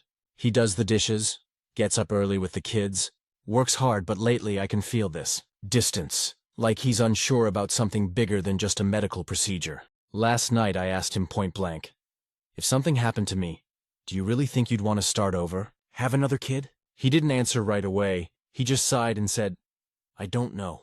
I just want to keep options open. That stung more than I expected. I told him I felt like a placeholder in his life, like he's already thinking about the next chapter. He got defensive and said, that's not fair, Liv. You're twisting my words. But am I? It's not even about the vasectomy anymore. It's about what it represents. I want a partner who's sure about this life we built, who sees our family as enough, who doesn't need to keep one door open just in case I die. We haven't spoken much since that conversation. Just the bare minimum. Work, the kids, the weather. There's a tension that hangs in the air like static, and I don't know how to clear it. I keep wondering, is it selfish to expect certainty? Or is it fair to want your partner to close the door on the what-ifs and focus on the life you already have? I'm honestly just tired. I love him, but I'm not sure what to do anymore. Update. A few months later, it's been about 3 months since I wrote that post, and I wish I could say things got better, but if anything, they've gotten quieter. Not in a peaceful way. More like that calm before a storm, when you can feel the air changing but can't see what's coming. After Ryan canceled his vasectomy, we didn't talk about it for a while. I think we were both pretending the issue had just dissolved on its own. Life went on, school drop-offs, grocery runs, bedtime routines. But underneath, there was this unspoken fracture. It wasn't even about the vasectomy anymore. It was about trust. Every time I looked at him, I kept wondering if he was really in this life with me, or if he had one foot out the door, just waiting for the what if. Then about a month after the canceled appointment, I accidentally saw something that made the pit in my stomach grow. Ryan had left his laptop open on the kitchen counter, and there was a tab open on a Men's Health forum. The title said something like, "Anyone regret getting a vasectomy after remarrying?" He'd been reading through dozens of posts, men talking about how their first wives didn't let them have a choice, how they regretted it later when they met someone new, how some had spent thousands trying to reverse it. It made me feel sick. That night, when he came home from work, I didn't even try to hide that I'd seen it. I just asked, "Are you planning your next marriage already?" My voice came out sharper than I intended, but I was hurt. He looked genuinely stunned. Then defensive, he said, "You're twisting everything again. I was just reading. I don't want to regret making a decision out of pressure." Pressure, that word hit me like a slap. I reminded him that I'd been through 2 difficult pregnancies for us, that I'd taken birth control for nearly a decade, endured every side effect imaginable. I told him this wasn't about pressure. It was about partnership, about trust. We ended up having one of those late-night fights that start quiet and end with both people crying, exhausted and saying things they don't mean. I told him I felt unloved, like he was already preparing for a life where I wasn't in the picture. He said I was being morbid, that he didn't want me gone, but that it was normal to think about contingencies. That word, contingencies, broke me a little, because marriage isn't supposed to be about backup plans. It's supposed to be about, we'll figure it out together. The next few days were rough. We barely spoke. The silence between us felt like a wall. Then, about 2 weeks later, we went to dinner with friends. another couple from our neighborhood. Mark and Allison. They're the kind of people who always seem perfect together. Like they never argue, somehow over wine. The topic of kids came up. Allison joked that she'd finally convinced Mark to schedule his vasectomy. Everyone laughed and Ryan said, "Yeah, I was supposed to get one too, but we decided to hold off." I froze. The way he said we, like it had been mutual, made me feel invisible. I wanted to speak up, to correct him, but I didn't want to start a scene at dinner, so I just smiled tightly and finished my drink. When we got home, I told him that what he said made me feel like an idiot, like he'd rewritten our argument into some mutual decision. He sighed and said, "I was just trying to avoid awkwardness. Do you want me to announce our marital issues over steak?" I said, "No, I just don't want to be erased." That night, I slept in the guest room. The next morning, he left early for work and texted me later saying he thought we should talk to someone, that maybe counseling could help us see each other's side better. So, we did. We found a couples therapist, a woman named Dr. Harding. The first session was awkward. We both spoke carefully, like we were testifying in court. But as the sessions went on, more of the truth came out. Ryan admitted that he's been struggling with the idea of permanence. He said the thought of making something irreversible scares him, that it's not about wanting someone else, but about losing control over his life's potential directions. Dr. Harding asked him what potential directions he imagined. He hesitated and said, "I don't know, maybe, if something ever happened to Liv, or if our marriage didn't work out. I don't want to feel like I've limited myself." That hurt, but I bit my tongue. When it was my turn, I said, "You don't seem to understand how cruel it feels to hear your husband talk about his hypothetical future wife." He looked genuinely sorry. For the first time in months, I saw tears in his eyes. He said, "I don't mean it like that. I just don't want to feel trapped." Dr. Harding said something that stuck with me. "You're both grieving different versions of control." She explained that Ryan is grieving the loss of potential, the what-if version of life he may never live, and I'm grieving the loss of trust, the safety I used to feel knowing we were on the same page. She told us to think about what security actually means for each of us. For me, it means stability and finality, a sense that we're done growing the family and can just live. For him, it seems to mean the ability to adapt. Even if that means leaving doors open I wish he'd close. We've been in therapy for almost 6 weeks now. Things are better, but fragile. He still hasn't rescheduled the vasectomy, but he's also stopped bringing up the what-ifs. He even admitted that he was avoiding the surgery partly out of fear, not of regret, but of getting older. He said, "It feels like the end of youth, like I'm officially the dad who's done. And honestly, I understand that. We've been adults for so long, taking care of kids, working nonstop. Sometimes it feels like life just solidified too fast." Last week, he said he might revisit the idea in a few months, that he's not ruling it out forever, but he needs to feel like it's his choice. I'm still hurt. I still wish it hadn't come to this. But I also see that he's trying, maybe not perfectly, but sincerely. We're learning how to rebuild trust one conversation at a time. Still, I can't shake this nagging thought. Once someone shows you they're capable of imagining a future without you, can you ever truly unsee it? Final update, 6 months later. It's been 6 months since my last post, and I can honestly say this has been one of the hardest, most emotionally exhausting seasons of my life, but it's also been one of the most eye-opening. A lot has changed, both between Ryan and me, and inside me after months of therapy, endless talks, and quiet nights where I'd just lie there staring at the ceiling, wondering how we got here. I finally stopped waiting for him to come around. I realized I couldn't keep putting my sense of peace on pause while he made up his mind about whether or not our life together was enough. That shift didn't happen all at once. It started small one morning. I was driving Oliver and June to daycare when June spilled her orange juice all over her car seat. I was stressed, running late, and for a split second, I almost burst into tears. Then Oliver said, "It's okay, Mommy. We'll clean it up. It's just juice." That tiny, innocent sentence broke something open in me, because he was right. It was just juice. But I realized I'd been living like every small mess meant disaster. Like if I didn't hold everything together perfectly, the entire life I'd built would collapse. And I was tired of that. When I got home that night, I told Ryan that I loved him. But I wasn't willing to keep living in limbo, I said. "You either believe in this life we built together, or you don't. But I can't keep feeling like I'm the only one who's sure." He just looked at me for a long time. I could tell my words hit him hard because for once, he didn't argue or deflect. He said quietly, "I know you're right. I've been selfish." Then he admitted something I didn't expect.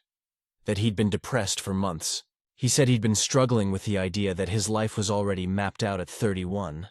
That he loved me and the kids but felt like he'd lost himself somewhere along the way. He said, "It's not about wanting someone else. It's about wanting to feel like I still have choices." That was a hard pill to swallow. Because in a way, I understood it. Parenthood can feel like a kind of quiet drowning. Beautiful but heavy. And yet, I reminded him that I lost parts of myself. Too, that every sleepless night, every pregnancy complication, every sacrifice I made for our family came with its own kind of grief. The difference was, I never saw that grief as a reason to question us. We went back to therapy after that conversation, but this time it felt different, more honest, more raw. Doctor Harding pushed us to stop focusing on the vasectomy and start talking about what it represented. We realized the surgery had become this symbol of finality, of adulthood, of limitation, of mortality. It wasn't about his body or control anymore. It was about fear. One day, in session, Dr. Harding asked Ryan, "What would you lose if you went through with it?" And he said, "Maybe nothing. Maybe just the illusion that I can keep all my options open." And that's when I think he finally started to get it. After that, things slowly began to shift. He apologized. Really apologized. Not just for canceling the appointment, but for how he made me feel unseen and replaceable. He said, "You're not just my wife, you're my life. I don't want another version of this with someone else." It wasn't some magical fix, but it was the first time I believed he truly meant it. About 2 months later, he told me he'd rescheduled the vasectomy. This time, he didn't make a big deal out of it. He didn't tell me until after it was already done. He said he didn't want it to be a symbol anymore. He just wanted to follow through on what we'd agreed was right for us. I didn't know whether to cry or hug him, so I did both. It wasn't about control or victory. It was about trust being rebuilt, brick by brick. In the quiet moments, since then, we've both been working on ourselves. He started therapy on his own, focusing on identity and purpose. I've taken up painting again. Something I hadn't done in years because life just got too busy. It feels strange but good to have something that's mine again. We still have hard days. There are still moments where I catch myself doubting. Not because of what he might do, but because of how close we came to unraveling completely. But lately our house feels a little lighter. The kids are thriving. Ryan seems happier, more grounded, and me? I feel like I've finally stopped holding my breath. The truth is, this whole experience taught me something about marriage. I wish I'd learned sooner. It's not about being perfectly in sync all the time. It's about seeing the cracks, the fear, the weakness, and choosing to face them instead of pretending they don't exist. I used to think love meant never questioning your path. Now I know real love is asking the hard questions together and still deciding to stay. There was a time I thought the vasectomy issue might be the thing that ended us. But instead, it became the thing that forced us to grow up. Not just as parents or spouses, but as people who still choose each other, even after seeing the ugliest parts of ourselves. So yeah, everyone around us thinks we're doing fine again. And for once, they're actually right. We're not perfect, but we're real. And for the first time in a long while, that feels like enough. Stories number 10. My mom tried to sneak miracle water into my son's IV, and now she's furious I won't let her near us. I, 28F, never thought I'd be that person, the one who bans her own mother from the hospital room. But after what happened last week, I honestly don't know how else to protect my son or my sanity. My mom, Denise, has always been difficult. She's the kind of person who believes every internet conspiracy about modern medicine, thinks essential oils can cure cancer, and calls doctors drug dealers in lab coats. Growing up, I got used to her dramatics. She'd treat a mild cold with olive oil, garlic, and prayer, and she was convinced vaccines were government trackers. I thought I'd escaped most of that nonsense when I moved out at 19, but it came crashing back the moment my son got sick. My husband, Eric, 30 Met, and I have a 4-year-old boy named Caleb. He's our entire world. Bright, curious, obsessed with dinosaurs and peanut butter sandwiches. 2 weeks ago, he started running a fever that wouldn't break. After 2 ER visits and several tests, doctors discovered he had a bacterial infection that had spread into his bloodstream. It was terrifying. They admitted him immediately, hooked him up to IV antibiotics, and assured us he was in good hands. For the first few days, I barely slept. I just sat by his bed holding his little hand, watching monitors beep softly in the dark. Eric took turns staying at the hospital so one of us could rest or shower. Of course, my mom found out. At first, she seemed concerned, texting constantly, asking for updates, saying she was praying over him. But then she started sending me links to Facebook posts about miracle healing water, blessed by a preacher in Texas. I ignored her. She called me dramatic when I didn't respond. Then she showed up at the hospital. She wasn't on the visitor list, but I guess she talked her way past the front desk by saying she was the grandmother. I came back from grabbing coffee to find her standing beside Caleb's bed, holding a glass bottle of cloudy-looking water. My stomach dropped. She smiled like nothing was wrong and said, "Sweetie, don't worry. I'm just giving Caleb some help from God." I asked what she meant, and she proudly held up the bottle. It had some label that looked like it had been printed on a home computer. It said Holy Stream Healing Water in cursive. I asked her. No. Begged her. Not to give him anything that wasn't approved by the doctors. I told her he was on strong antibiotics, and anything else could hurt him. But she started ranting about how Big Pharma doesn't want people to know the truth, and God's power is stronger than man-made chemicals. Eric walked in right as she said that, and his face went white. He calmly asked her to leave. She refused, said we were blocking God's will. I was mortified. Other parents and nurses were starting to stare. Eric went to get security, and that's when everything exploded. When I turned back around, my mom had unscrewed the IV cap. I swear I felt my heart stop. She was holding the end of Caleb's IV line in one hand, and the bottle of miracle water in the other, like she was about to pour it in. I screamed so loud that a nurse came running.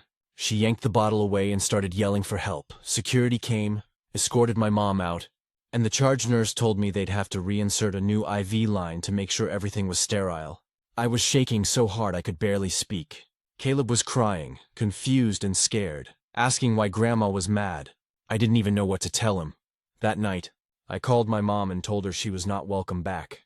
Not at the hospital, not in our house, not anywhere near Caleb until further notice. She started crying, saying I was choosing science over faith, and that God will judge me for keeping a grandmother from her dying grandchild. Dying. He's recovering, he's getting better. The doctor said he'll be okay.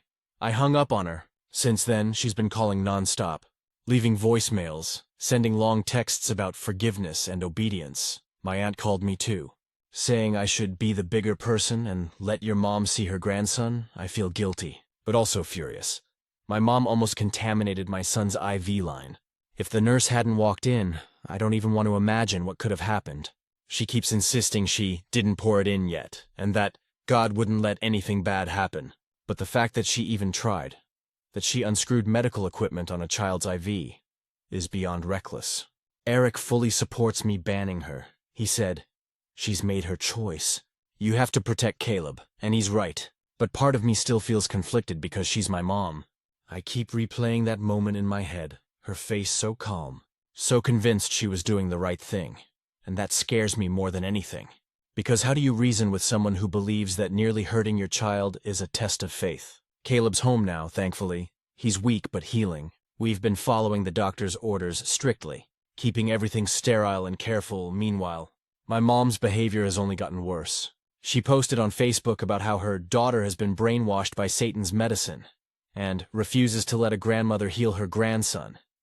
People from her church have been commenting, calling me lost and saying they're praying for me to open my heart. I haven't responded to any of it.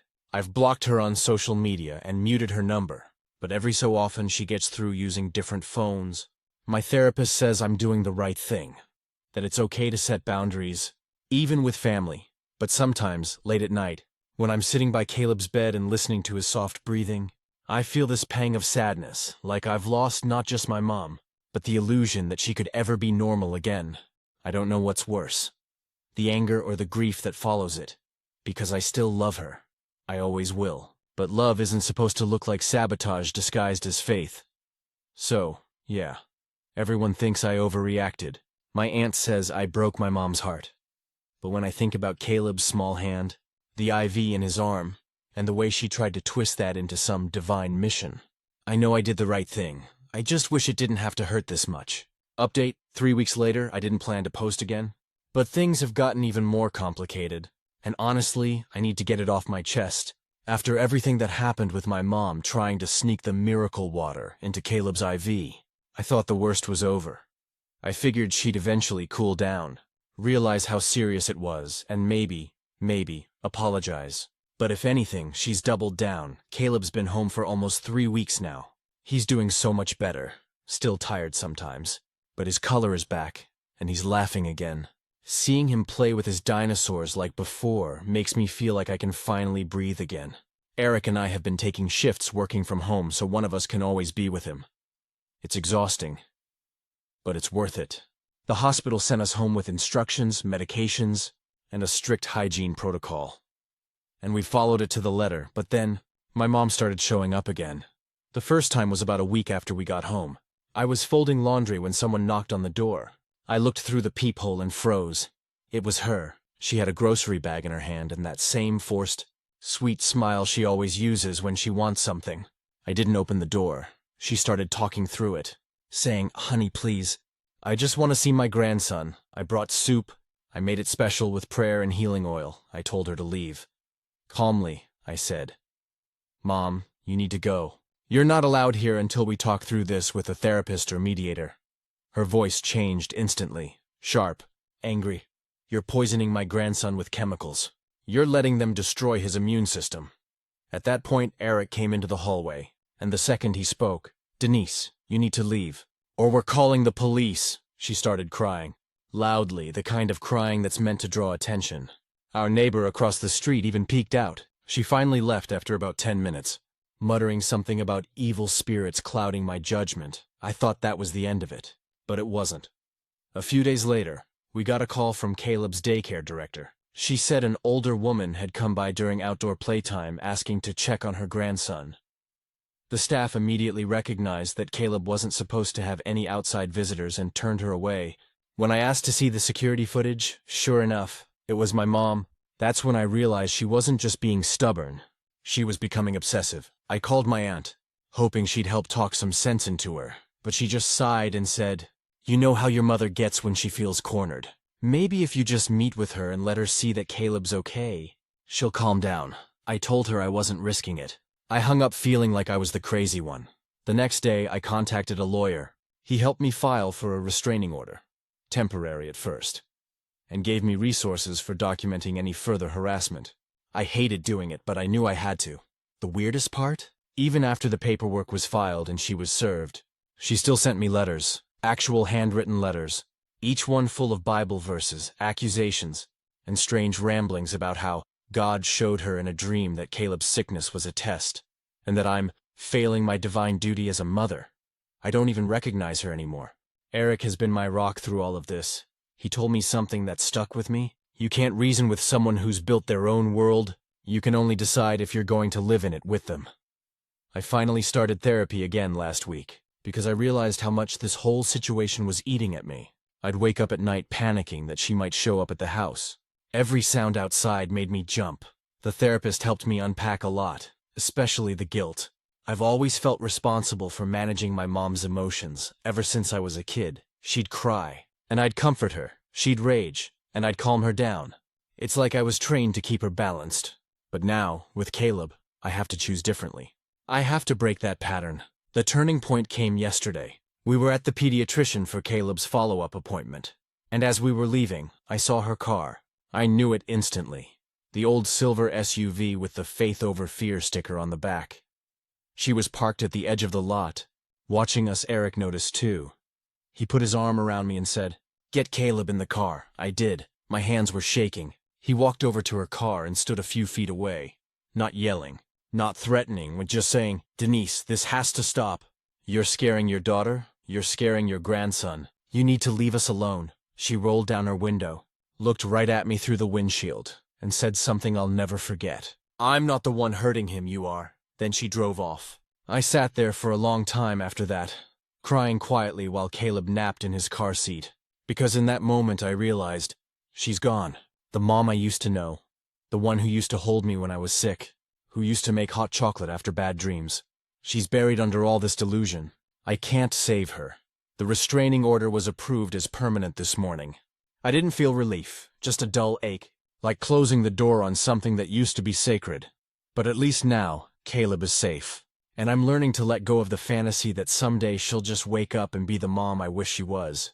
Maybe she won't, maybe she never will, but I owe it to my son to protect him, not just from illness, but from chaos disguised as love. Sometimes love has to mean distance. Sometimes love means saying no more, and that's where I'm at now, not angry, just tired and finally starting to heal. Final update. 6 months later, it's been about 6 months since the miracle water incident, and I can honestly say this whole situation has changed me in ways I didn't expect. Caleb is thriving. He's almost back to his normal self, loud, curious, and relentless with his dinosaur obsession. Watching him run around the living room yesterday, carrying a stuffed Tyrannosaurus and narrating a battle between it and a Stegosaurus, reminded me how lucky I am that we got through this without any real harm. That thought keeps me grounded because I know how close we came to a disaster if my mom had succeeded. As for my mom, it's complicated. She hasn't come near the house since the restraining order went into effect. And thankfully, the threats and surprise appearances stopped too. I've heard through family that she's been attending some counseling. Her pastor insisted on it. And she's supposedly reflecting on her actions. I remain skeptical, but at least I haven't had any direct contact in months. Eric and I have used this time to rebuild our family's sense of safety and stability. We've been more deliberate about boundaries, not just with my mom, but with everyone who oversteps. It's liberating, in a way, to finally feel like we can protect our little bubble without guilt. Therapy has helped a lot. I've learned that I can love someone, even a parent, and still set hard boundaries. I've learned that protecting my child isn't cruel or selfish, it's responsible. And I've learned that some people, no matter how much you want them to, won't see reason until they choose to. Caleb recently celebrated his 5th birthday. We had a small party with just family we trust. Eric's parents came, a few close friends with kids, and no surprises. My mom wasn't invited, obviously, but I made sure to tell Caleb that Grandma Denise still loves him in her own way. Even if she can't be here right now, it was the first time I felt like I could acknowledge her absence without guilt. I won't lie, I still grieve. I miss the mom who used to comfort me, who used to bake cookies when I was sick, who used to sit with me during thunderstorms. But that mom doesn't exist anymore. At least not in any form that can safely be around Caleb. Eric has been my rock through this entire ordeal. He never questioned my instincts once. He handled security issues, legal steps, and hospital follow-ups without ever making me feel like I was overreacting. I know he worries about how Caleb will process this one day, but he's also been teaching me, and Caleb by extension, the value of boundaries and personal safety. I think the biggest lesson I've learned is that love isn't always about forgiveness or closeness. Sometimes love is about distance, and sometimes it's about choosing safety over nostalgia. It's painful, but it's also liberating. So here's where we are. Caleb is healthy, our home is safe, and I no longer feel like I'm walking on eggshells every time the doorbell rings. My mom isn't part of our day-to-day life, but we've set up a plan, through our lawyer and her counselor, that allows her to send letters or drawings for Caleb, which we screen first.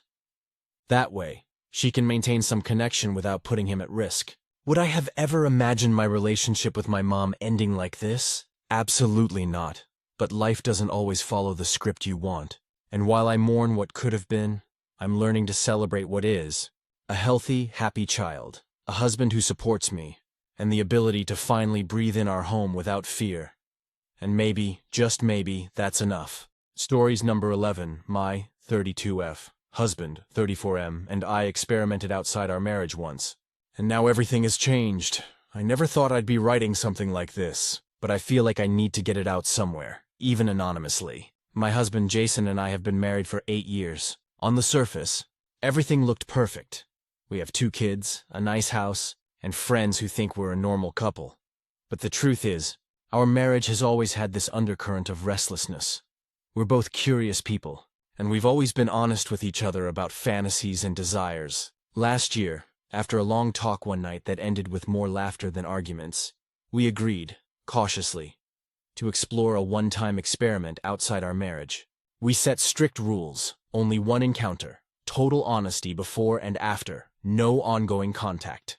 At first, it was exciting in this strange, thrilling way. We found someone together and it all felt controlled, like we were trying something that was safe because we were doing it together. We were proud of ourselves afterward for sticking to our boundaries. and we thought we'd grown closer because of it. But that closeness didn't last. Almost immediately, things started to shift. Jason became quieter, distant in ways that were subtle at first. He'd still joke and help with the kids, but at night, I'd catch him staring at his phone or sighing deeply in bed. I asked if he was thinking about what we did, and he'd nod and say he was fine, that it had been just an experiment. Meanwhile, I started noticing my own feelings changing. I felt jealous at times, irrationally, I know, thinking about him with someone else. I would replay moments in my head, imagining different outcomes. I felt guilty for feeling jealous, guilty for feeling turned on, guilty for thinking about it at all. A few weeks later, we had our first major argument since the experiment. It started over something small. Jason forgot to pick up milk, but escalated into accusations that weren't fair. He accused me of being distant. I accused him of not being fully present. It felt like the walls between us had grown overnight. Things worsened when Jason started staying late at work, more often than usual. He'd say it was for extra projects, but he was more distracted when he came home. I tried to talk to him, and he insisted that nothing was happening, that he loved me, that it was just complicated. Complicated didn't help me sleep at night. Complicated made my stomach churn. Then, about 2 months after the experiment, I found messages on his phone. I hesitated before reading them, and maybe I shouldn't have, but curiosity got the better of me. They weren't explicit with anyone else, but the tone was flirty, lingering in a way that made my chest tighten. He hadn't broken our rules outright, but something in his tone suggested he was emotionally exploring someone else. I confronted him. I asked if he wanted more than just that one-time experiment. His face fell, and he admitted that he was confused about his feelings, about us, and about what it meant to explore outside our marriage. He swore he hadn't done anything physical, but I could see that his emotions were tangled in ways neither of us expected. Since then, things have been different. Jason and I still live together. We still parent together. But the intimacy between us has shifted. We argue more often, sometimes about trivial things, sometimes about the bigger picture, trust, boundaries, and what the future holds. We're both more guarded, less open than we were before the experiment. I love him, and I still want this marriage to work, but I feel like we stepped into a world we weren't ready for. I never thought one choice could ripple through our relationship this profoundly. I keep asking myself if we can recover, or if the curiosity that drove us to experiment has permanently altered how we see each other. I don't know if I did the right thing by agreeing to it. I don't know if he did either. But now, every glance, every touch, every quiet moment carries this underlying tension, a subtle reminder that our marriage has changed, maybe irreversibly. And the worst part? I can't stop thinking about what might have been different if we'd never gone down this road. Update. A few months later, it's been about 4 months since the experiment, and things between Jason and me have been complicated, to say the least. After the initial shock and confusion, we tried to return to normal, but it quickly became obvious that normal wasn't coming back on its own. The tension at home was constant, sometimes silent, sometimes boiling over into arguments about things that had nothing to do with the experiment at all. Laundry, dinner, bedtime routines, everything became a subtle battlefield. We decided to try couples therapy. Our first few sessions were brutal. The therapist, Dr. Morgan, made us list our feelings about the experiment and how it had affected our marriage. It was like peeling back layers of a wound we didn't know existed. Jason admitted that he hadn't anticipated the emotional complexity. He said that during the encounter, part of him felt liberated, but part of him was terrified of losing me. He also confessed that he had developed lingering feelings, not physical, but emotional, for the other person. Hearing that was like being punched in the gut. I cried a lot that week. I also had my own confessions. I realized that I'd been resentful and jealous, but I also admitted that there were moments when I had imagined doing it again, or at least entertaining the fantasy. It was uncomfortable, but Dr. Morgan insisted that acknowledging these feelings was the only way to rebuild trust. The hardest part, though, was rebuilding intimacy. We had to relearn how to be vulnerable with each other. Simple things like holding hands, cuddling while watching TV, or sharing thoughts without fear of judgment had become foreign. There were nights when I'd wake up in the middle of the night feeling anxious, replaying memories of the experiment, and wondering if Jason's mind had wandered back there. Over time, the therapy started to help. We established new boundaries and rules for our marriage. We agreed on total honesty and constant check-ins, and we set clear limits. No more experiments, no flirting outside the marriage, and no situations that might jeopardize our trust. We also worked on emotional rebuilding. Dr. Morgan guided us through exercises where we expressed gratitude for each other, acknowledged small acts of love, and practiced forgiveness. It wasn't instant. Some days were better than others. Some days, we still snapped at each other over trivial things. Interestingly, one positive outcome emerged. We began communicating more openly about our desires and fantasies without acting on them. We realized that part of the reason we had agreed to experiment was a lack of safe space to talk about what we wanted. Now, we could voice these thoughts without fear, which, surprisingly, brought us closer in certain ways. That said, the lingering anxiety is still there. I still catch myself wondering if he'll ever feel restless again, if he'll ever be tempted. Jason has reassured me repeatedly that he loves me and wants to work on us. But trust isn't rebuilt overnight. The kids have been our saving grace. Watching Jason interact with them, seeing his commitment to our family, reminds me of the foundation we built together. It helps me stay grounded when my mind spirals into what-if scenarios. I won't lie. I sometimes feel a pang of sadness when I remember how differently things could have gone. But I also see glimmers of hope. We're not the same couple we were before the experiment, but maybe that's not entirely bad. Maybe it's forcing us to grow in ways we wouldn't have otherwise. I don't know if our marriage will ever feel as innocent as it once did, but I do know that we're trying, truly trying. And sometimes that's all you can do when you've crossed a line you never thought you would.